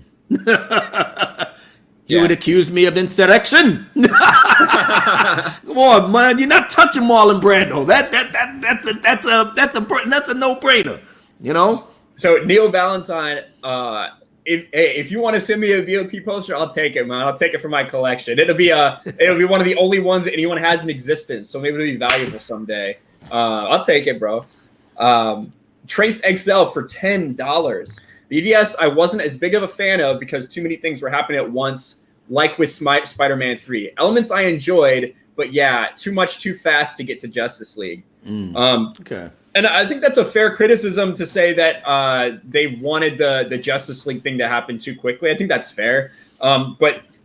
But that was more DC. That was more DC. They wanted to take the shortcut. They wasn't going to wait another 10 fucking years to build it up like Marvel did. No, they kind of figured, well, look, everybody, the superhero thing is popular now. Shit, let's just get something going so we can introduce the Justice League sooner. I mean, I do think they wanted to rush it like that. At the same time, you know, I'm not saying that Zack Snyder's a perfect fucking being or anything like that. I think that Snyder, he could have done a couple things better as far as introductions. And there were things with Batman versus Superman from one, the fact that it's 30 minutes shorter. Tom says he doesn't like that. He doesn't think the Ultimate Cut does anything. I actually think that the Ultimate Cut, it adds 30 minutes, but it provides more context and really clarifies so many things. Actually, it was 45. And it makes so much more sense with that Ultimate Cut and explains everything that's going on. But One of the big things for me was the fact that what's it called? The first trailer fucking revealed Doomsday. That was one of the worst decisions I've ever seen possible, for them to reveal Doomsday in the first trailer for Batman vs Superman. It was the second trailer. Or second trailer, yeah. The one that was fucking in theaters. I remember that because I saw that and I was like, "Are you kidding? Like, why wouldn't you save that reveal to the end? Like, save that for the fucking movie." Yeah. And so then immediately you had people knowing that was going to happen throughout the entire movie. But there you go, Tom. Well, Tom admits that one thing in the Ultimate Cut makes it better. So there we go. We've achieved something today. And yeah, hey, I'll come on Midnight's Edge sometime. We can talk about it. I'd love that. It'd be cool. He invited me? For sure. Yeah, look at that. You guys come on Midnight's Edge and I'll dust off my script doctor. We can do that sometime. I'd love to talk about it. Tom, just take it easy on me, man. I mean, like I said, I love the movie. Nothing's going to change my mind, but I definitely respect your knowledge and your wisdom. You know, I can only exalt certain things that makes my heart feel good about that movie, you know? And like I said, it may not make much sense to you, with the critical eye that you have and how, you know, you're so in tune with this. I only know that from all the Marvel movies that I watched and I saw and I liked it, it wasn't nothing deep where I wanted to keep watching it or I wanted to keep reliving it, you know? Yeah. Batman, Man of Steel was the first, but something, and that alone was even, you know, was better than what I ever thought it could be. And I watched it again and it just kept getting better. But something about Batman v Superman when it came out, and maybe it was the mood that I was in, maybe after I just saw another Marvel movie or what have you, I came into that movie thinking it was going to be like a Marvel movie because I thought that was the, you know, like the bona fide formula that you make for all superhero movies. And that wasn't the case.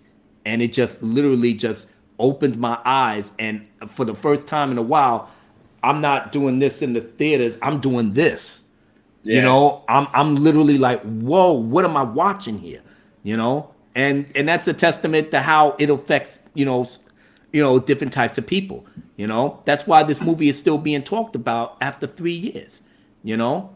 And I love that. I love it that this thing could be more relevant than the fucking Last Jedi, Rise of Skywalker, Force Awakens, you know, every other bullshit movie that they put out. Shazam. Nobody fucking talks about Shazam, you know? Nothing going deep in, yeah. Well, why was the bearded guy so old? And nobody don't talk about that. You know, that's a great segue to our next topic, which is there's been a new Star Wars movie announced and nobody fucking cares. So we are going to talk about that right here, but I got to address that Star Wars girl. Anna says Brando is Bo. Yeah. Is Bay? Is that supposed to be Bay? I think maybe Brando is Bay, and I think that Drunk 3PO is going to have a problem with that. Anna, that Marlon Brando is king. Okay, that movie came out in '77. Like I said, I love Russell Crowe to death. I love how he played Jor-El the whole bit. But when you put on Marlon Brando, there's nobody else in that role. Oh, my son, you will travel to the distant galaxies. You will keep a part of me forever. It's just his voice, the cadence, the music. And it's like, you will travel far, my little Kinel. Oh my God! It's choice lines, man. It's choice lines. You will accuse me in insurrection if you would do this, Jor-El. He said, "You will have nothing to fear. Neither I nor my wife will leave Krypton." How do you can't? See, I can put his whole entire arc in a loop and enjoy the fuck out of it forever. All right. And Anna says she's driving. Anna, be careful, please. I'm not going to tell you to stop texting and driving because I do it all the time. Just only do it at stoplights. Well, and then she goes right here. I love Henry, but when I watch that Superman, there's nothing better. Mm-hmm. There you go. Yeah. Yep. Tom, I can. We're kind of done talking. I'm not going to go too much longer. I've only got about 15 or 20 minutes left. You can come on. I can send you the link and you can come on if you want, but I don't know if I have time to get into that Let me send it to you though. The fuck is this? Invite. So what have you heard about this new Star Wars movie, Abu Nas? Nothing after what you just said on my channel. What did you say that? Yeah, on my channel. I'm sitting up there shocked that they actually going to try to do another movie. You would have thought they learned their lesson with Rise of Skywalker. Goddamn, nobody don't care anymore. What kind of nonsense is y'all doing? Y'all really ready to beat the dead horse? Shit, JJ's not here no more. He's over at Warner Brothers. He's contractually done. He's not fucking with you. Mark Hamill's not fucking with you. John Big Dick Boyega's not fucking with you. So Daisy Ridley just dropped out of sight. Kelly Marie Tran going back to sitcoms. You know, Adam Driver's on another level. He's doing his thing. Oscar Isaac said, "Yeah, I'm done with Poe." So what else you got next? Anthony Daniels said, "Fuck all of y'all. Y'all ain't even use me." R2-D2 is back back to being broken down apart. You know, fake Chewbacca is still an Uber driver with the Porgs. You know, the real Chewbacca, God rest his soul, you know, he done. And Harrison Ford, hey, kid, come back to the good side. All right, you do that? Okay, I'm good. I'm out of here. Peace. I got paid. Peace. I want to know how much he got paid to do that. What's going on, my God. They gave him a shitload of money. It was like, Mr. Ford, please, God, just come over here. I got paid in weed. And that is a perfect introduction to Mr. Tom from Midnight's Edge and Midnight's Edge After Dark. How you doing? I'm doing the best, and you got to give him a bunch of weed to do that because he's otherwise like, you want me to do this Star Wars? He's like, I thought I was dead. He's like, he gets on set. He's like, wait, there was supposed to be a dog. Where's my dog? Yeah. Oh man, say what you want about Harrison Ford, man, but when the shit hit the fan, when you have absolutely no other recourse, when you have nothing to build off on with these lame ass new characters, when you disrespected the greatest pop culture hero the world is yet to see, go back to the well, bring back Harrison Ford, pay him a shitload of money, do a 1-minute montage of the same goddamn scene that he did in Force Awakens. And hope for the best. It's true. Now, so I talked about this, and I did a video pretty soon after I saw this news for Geeks and Gamers, and basically no one watched it. At least compared to like what I expect a announcement about a new Star Wars project in development would be. And I think it's kind of crazy. Tom, what do you think about this new Star Wars movie in the works with J.D. Dillard set to I don't know if he's necessarily going to direct, but he's going to be the one developing it. Is this the same movie though? That's what I was kind of wondering. Is it the same one that they've been talking about for a while? Who knows? The one that Waititi was rumored to be attached to, because I think he nixed that idea. He said he'd never ever make a Star Wars movie. It's career suicide. Well, now it is. Now it is. Well, he didn't quite say that. He said that you could probably convince me to do one if I didn't think it would be career suicide. Yeah, which in other words is him saying I don't think he's doing one anytime soon. No, he saw the writing on the wall after fucking Rise of Palpatine. And it's funny you said that because I heard from a source that the reason he said that and his direct reasoning behind that was he's not going to make one while Kathleen Kennedy's there, is what he was kind of saying. Good man. Good man. You saw the writing on the wall. You knew that shit was a shit show from the get-go. So, Yes, Palanuki, he did correct Sheila. I was just saying, yeah. Yeah. Sheila Allen's in chat. What's up, Sheila? Good to see you. Sheila, so good to see you, baby girl. Yeah. You killing us on Twitter. You know that, right? You know what I'm talking about, baby girl. You killing us. It's true. Getting us all in our feels.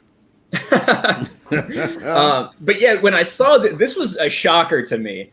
One, I don't know J.D. Dillard. He's got a movie called Slight, and he's done something else. I forget what it's called, but I've never heard of the dude before I saw this announcement. So that, for one, was kind of surprising to me. Two, it just kind of came out of left field. Like you said, is this the one they were talking about Waititi might be attached to? Possibly. The one that's supposed to be released in, 2021 or whatever? 2022 is when the next one would be on the, that's what it is. Yeah, on the slate. But we've also heard that those are supposed to be the High Republic era movies. Is this aligned with those rumors?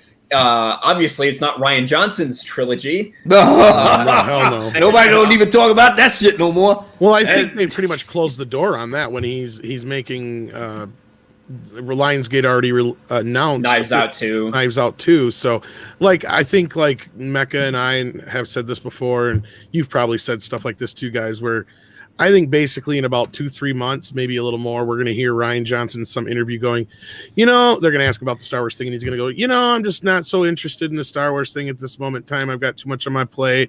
I just want to do my little movies and my Knives Out movies. If Star Wars happens to come up in the future, we don't know. And that's pretty much going to be the end of it. Nobody's going to bring it up. See, you couldn't have me on there. I was like, is that your final word, Mr. Johnson? Yes, that's my final word. You lying little bastard. You want me to pull out the videotape with all that shit you were saying? Yeah, this is Apple Nas. Yeah, you remember me? Yeah, because I called you a punk-ass motherfucker before, and you told me I was a white man sitting up here with butt naked in a diaper sucking on a bottle. Oh, you want to know? Where you going, Ryan? Where you going? Oh, yeah, because your bitch-ass done got to leave now. Yeah, you ain't got no Star Wars now, punk. Fuck out of here. Yeah, that'll be. And he's just gonna hide behind the fact of the Oscar bullshit and all that stuff with Knives Out. Please, and he'll just say that he'll hide behind. I just want to make my little movies. You know what I mean? That's what he's gonna hide behind. Yeah. Well, yeah, and I just don't see there's any way. Now, this movie, they're talking about it right now. They don't know if it's going to be on Disney Plus. They don't know if it's going to be in the theaters. So I doubt this is the one for the 2022, Tom. Like we were talking about, because if they're still having discussions whether to be on Disney Plus or not, I what don't else know has J.D. Dillard done? I kind of know the name, but I'm drawing a blank as far as what he's worked on. Best known for writing and directing the sci-fi thriller Slight.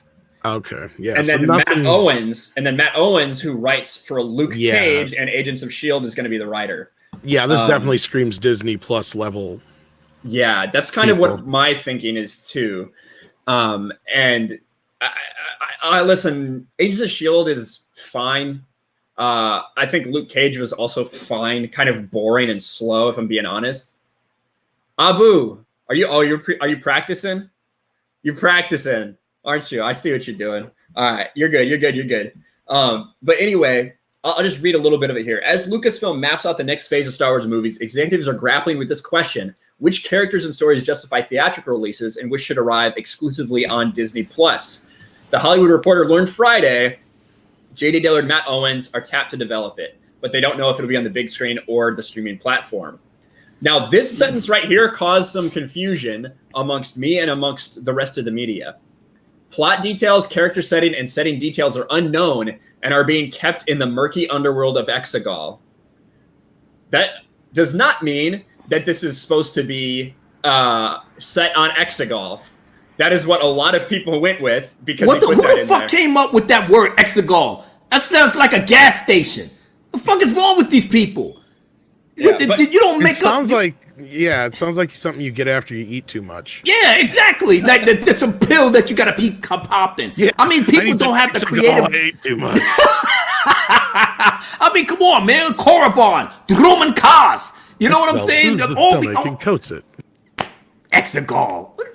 I can't. But anyway, so Deadline and a lot of other places took from this report that it was going to be set on Exegol. And it's pretty easy to understand that because of the phrasing. But that is just a turn of phrase to be kind of cute and say, oh, well, it's being very shadowy and mysterious.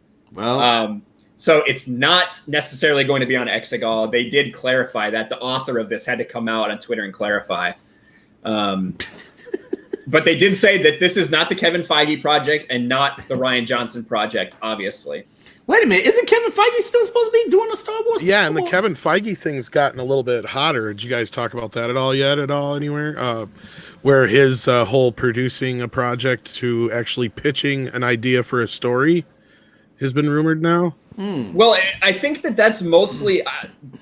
I know that they're talking about that, but I felt like that's how it was the entire time. Right. When we first got those reports, that it's always what I had assumed. And then there was like some wording in an article that kind of got people talking about it again. And it's just kind of how I took it from the beginning, that he wanted to pitch the story.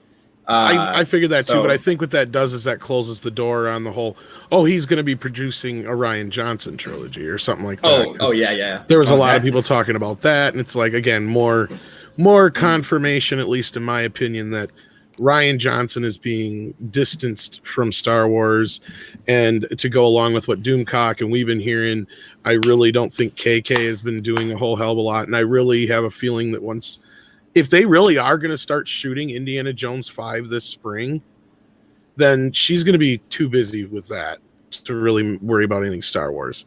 Because she's like a full-on producer on Indiana Jones, I think.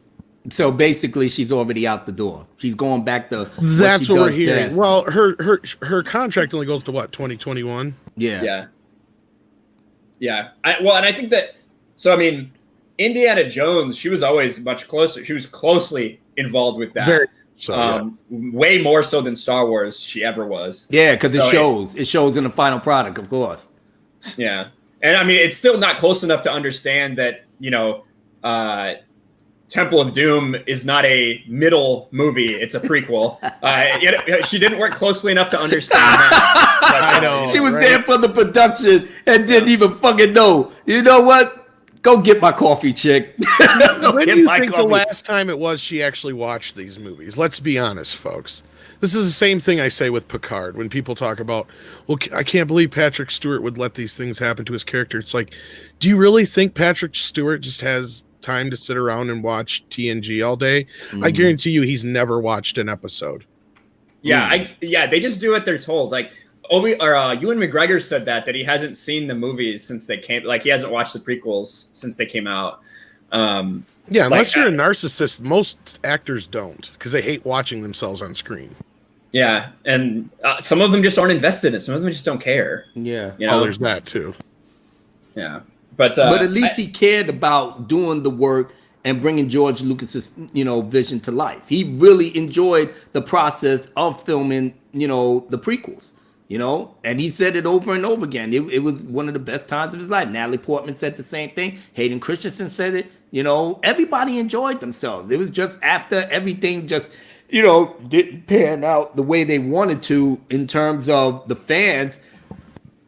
Oh, excuse me. Oh, man. But the fact is that the prequel lovers, such as myself, had to endure all the hate that Ahmed Best and Jake Lloyd was getting before the internet even blew up, and we had to keep counteracting with things that we did love about it. And they swore to God that the prequels was the death throes of Star Wars, and they kept that shit going for years. Screen Junkies too. I had to scream on the creator of Screen Junkies, Dan Morell or whatever. I screamed them on Twitter behind that. I said, "You a fucking hypocrite." I said, so it was all right for you to spend 10 years plus on your Screen Junkie screen doing anything that had anything to do with the prequels, and y'all keep disrespecting it, and like nobody had no way to even counteract or even have an opinion on it. You just straight up disrespected the prequels for 10 years like it was nothing.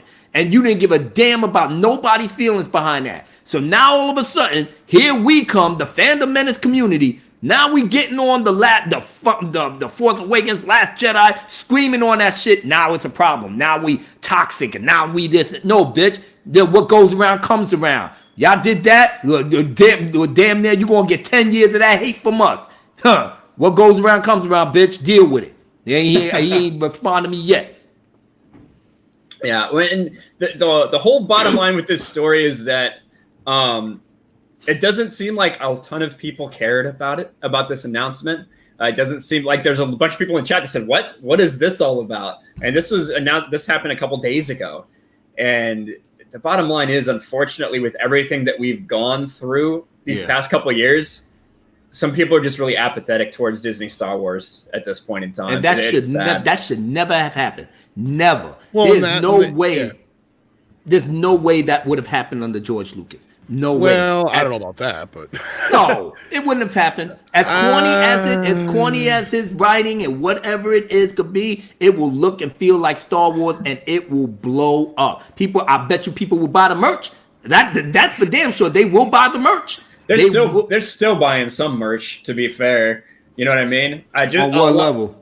You know, well, the toy. So the sequel trilogy toys are fucking dog shit. No one cares about. Yeah, those. I was about to say, Baby Yoda. You can sell Baby Yoda all but so much. So yeah, what other shit are they buying? Rose Tico? Shit, after EVS chopped the head off and shit, it was war from there. So so again. Well, I think that here's the thing, and yeah, I've been one who's never been a huge fan of the prequels. That being said, I've never changed my status on that. And I think that the Star Wars sequels have been equally as damaging, if not more so, obviously, than now, because we've had the 3 films completed. The problem until now is we've only had, 2/3 of a trilogy and a couple films to really go by. Now that we've actually had time to settle on this and see where it's gone, it's pretty obvious to say. But now I think that there's an unhealthy love of George Lucas, or at least idealism, or whatever the word is I'm looking, idealism or whatever, of him in the community a little too much sometimes, because his heart isn't even in it anymore, or he wouldn't have sold it. I mean, that's one thing we all have to look at and remember. Yeah. Because if he really, really, really, really, really cared that much, then he would have continued on. But he felt like it was time to move on. He felt like it was time to pass on the mantle to somebody else. He was talking about selling Star Wars to Disney clear back in the 90s. Like, this was something that he's thought about for a long, long time. He's had a close relationship with Disney. So if anything, I'm totally on everybody's, side with the whole, Disney did him dirty. They did him wrong. They lied to him. They told him one thing and did another. They went and took his IP and drove it into the ground. I won't argue that point. But it's really tough to sit there and say if he would have turned around and made sequels, if they would have been any more polarizing or successful or less successful. It's really tough to say. I do agree with you, but fuck all that. I'll take it. After what we got here, I will fucking happily take his sequel trilogy in any way, shape, and form that he feels fit. Because guess what? It's still his story. He's the creative vision. I'm sad that he did. I was sad that he sold the thing to Disney. But I knew where the context was in terms of his mindset. And you're absolutely right. He was really burnt out. He was burnt out of the fact that he spent this whole life doing things to try to please the people, to give them the type of timeless classics that everybody exalted the OT with, but he still had a story to tell. And he stole it in a way that he wasn't the same man that he was in 77. Yeah, he came into the 90s. He had a different outlook. The prequels, to me, is the better story than the OT. I tell people to fight me on that, because he literally told the rise and the fall of the Republic from a Dark Lord of the Sith that started a war, played both sides of the fence, and it was all to destroy the Jedi Knights over a 1,000-year vendetta. I love it. The way how he went about it in terms of the execution. Well, that's a debate for the scholars to go by. It could have been done a lot better. And that's pretty much where I said I have no real big problems with the story so much per se, outside of a few minor things.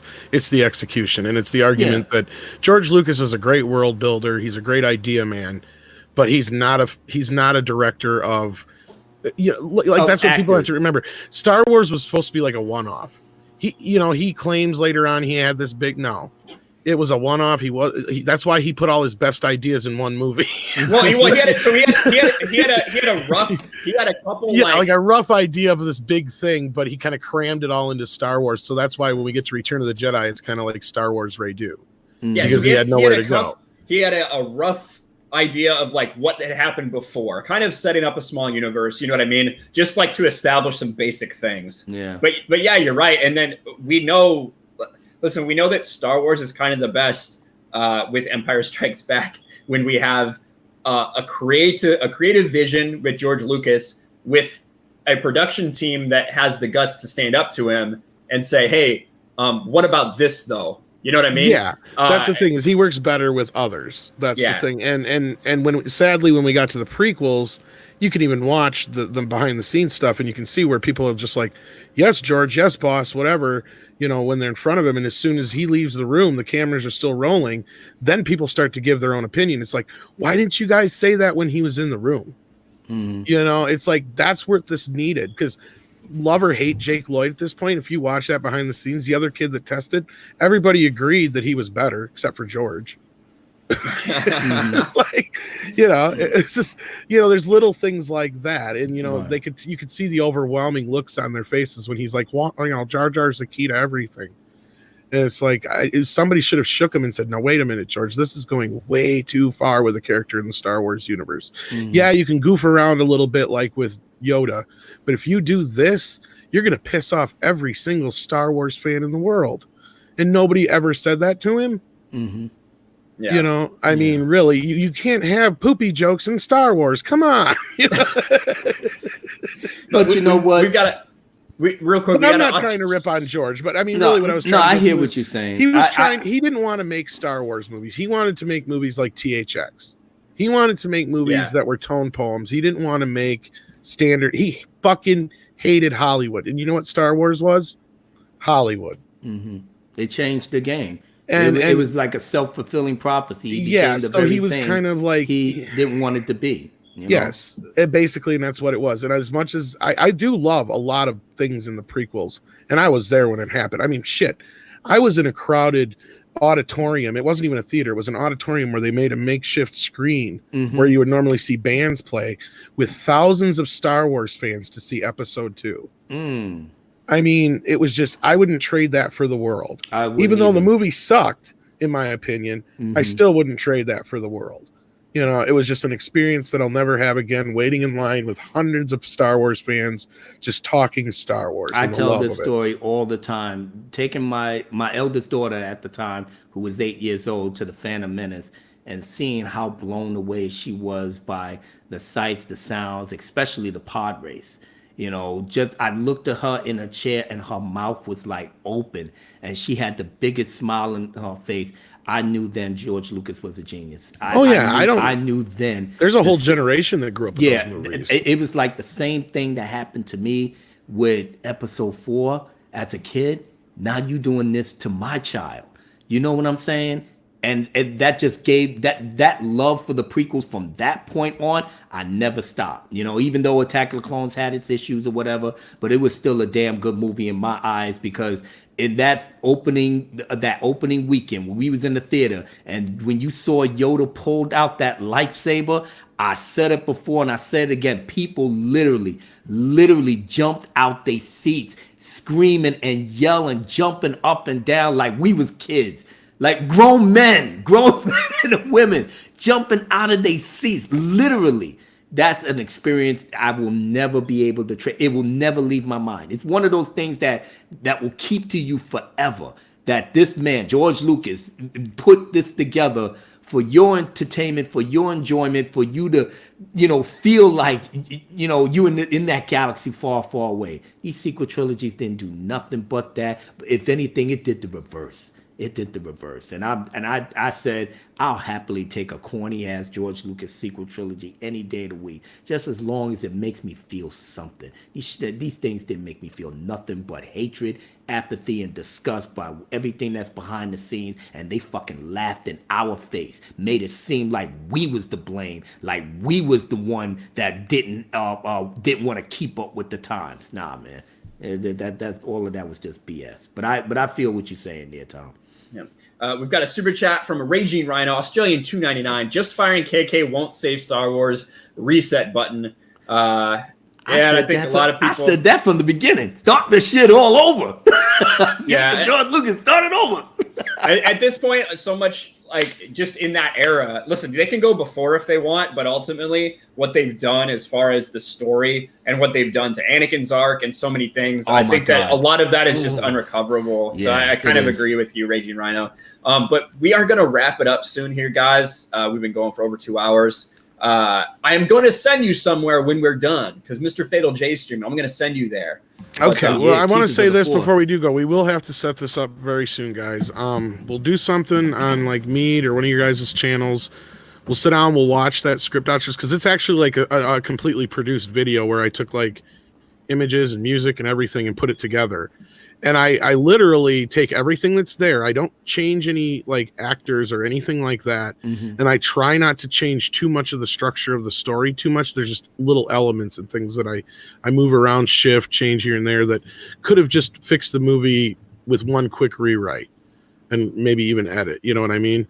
So like, yeah, so we'll watch that video and then we'll discuss it afterwards if you guys are up to it. The thing was, man, for sure. I did it. It would have been probably like not too long. I think it would have been the fall or so after Batman v Superman came out because it might have been a little later, but I can't remember. But because it was just right before I got hired on the Midnight's Edge, so I never ended up dropping the video.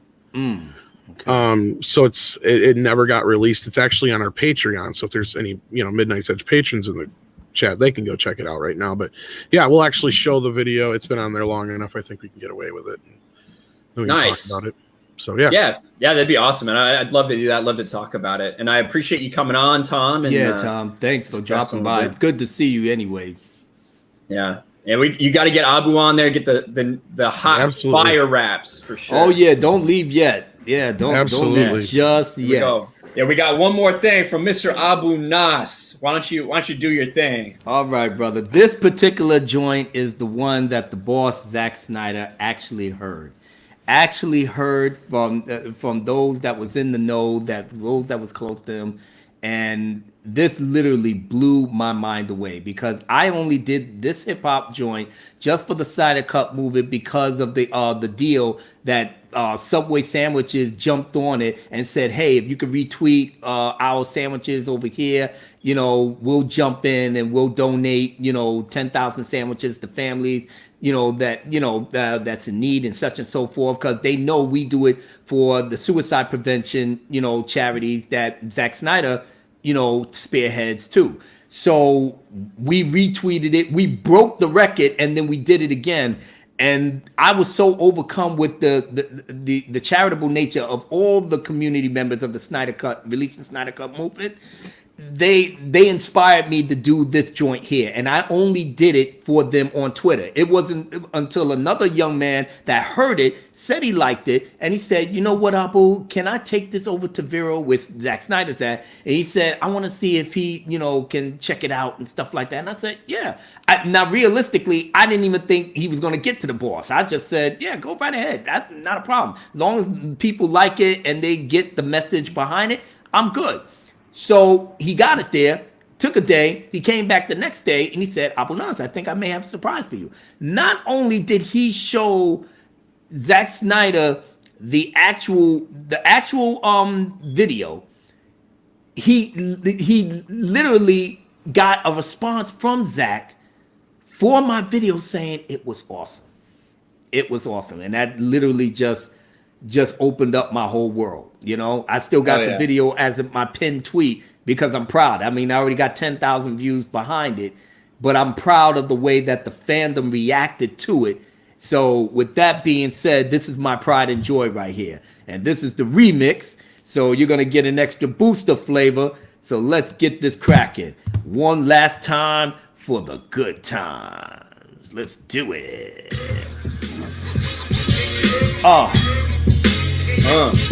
Let's go, baby. Now listen. Now this is dedicated to everybody who's been a part of the release the Snyder Cut movement. And I'm gonna break it down to you like this: that the boss himself, Zack Snyder, has approved.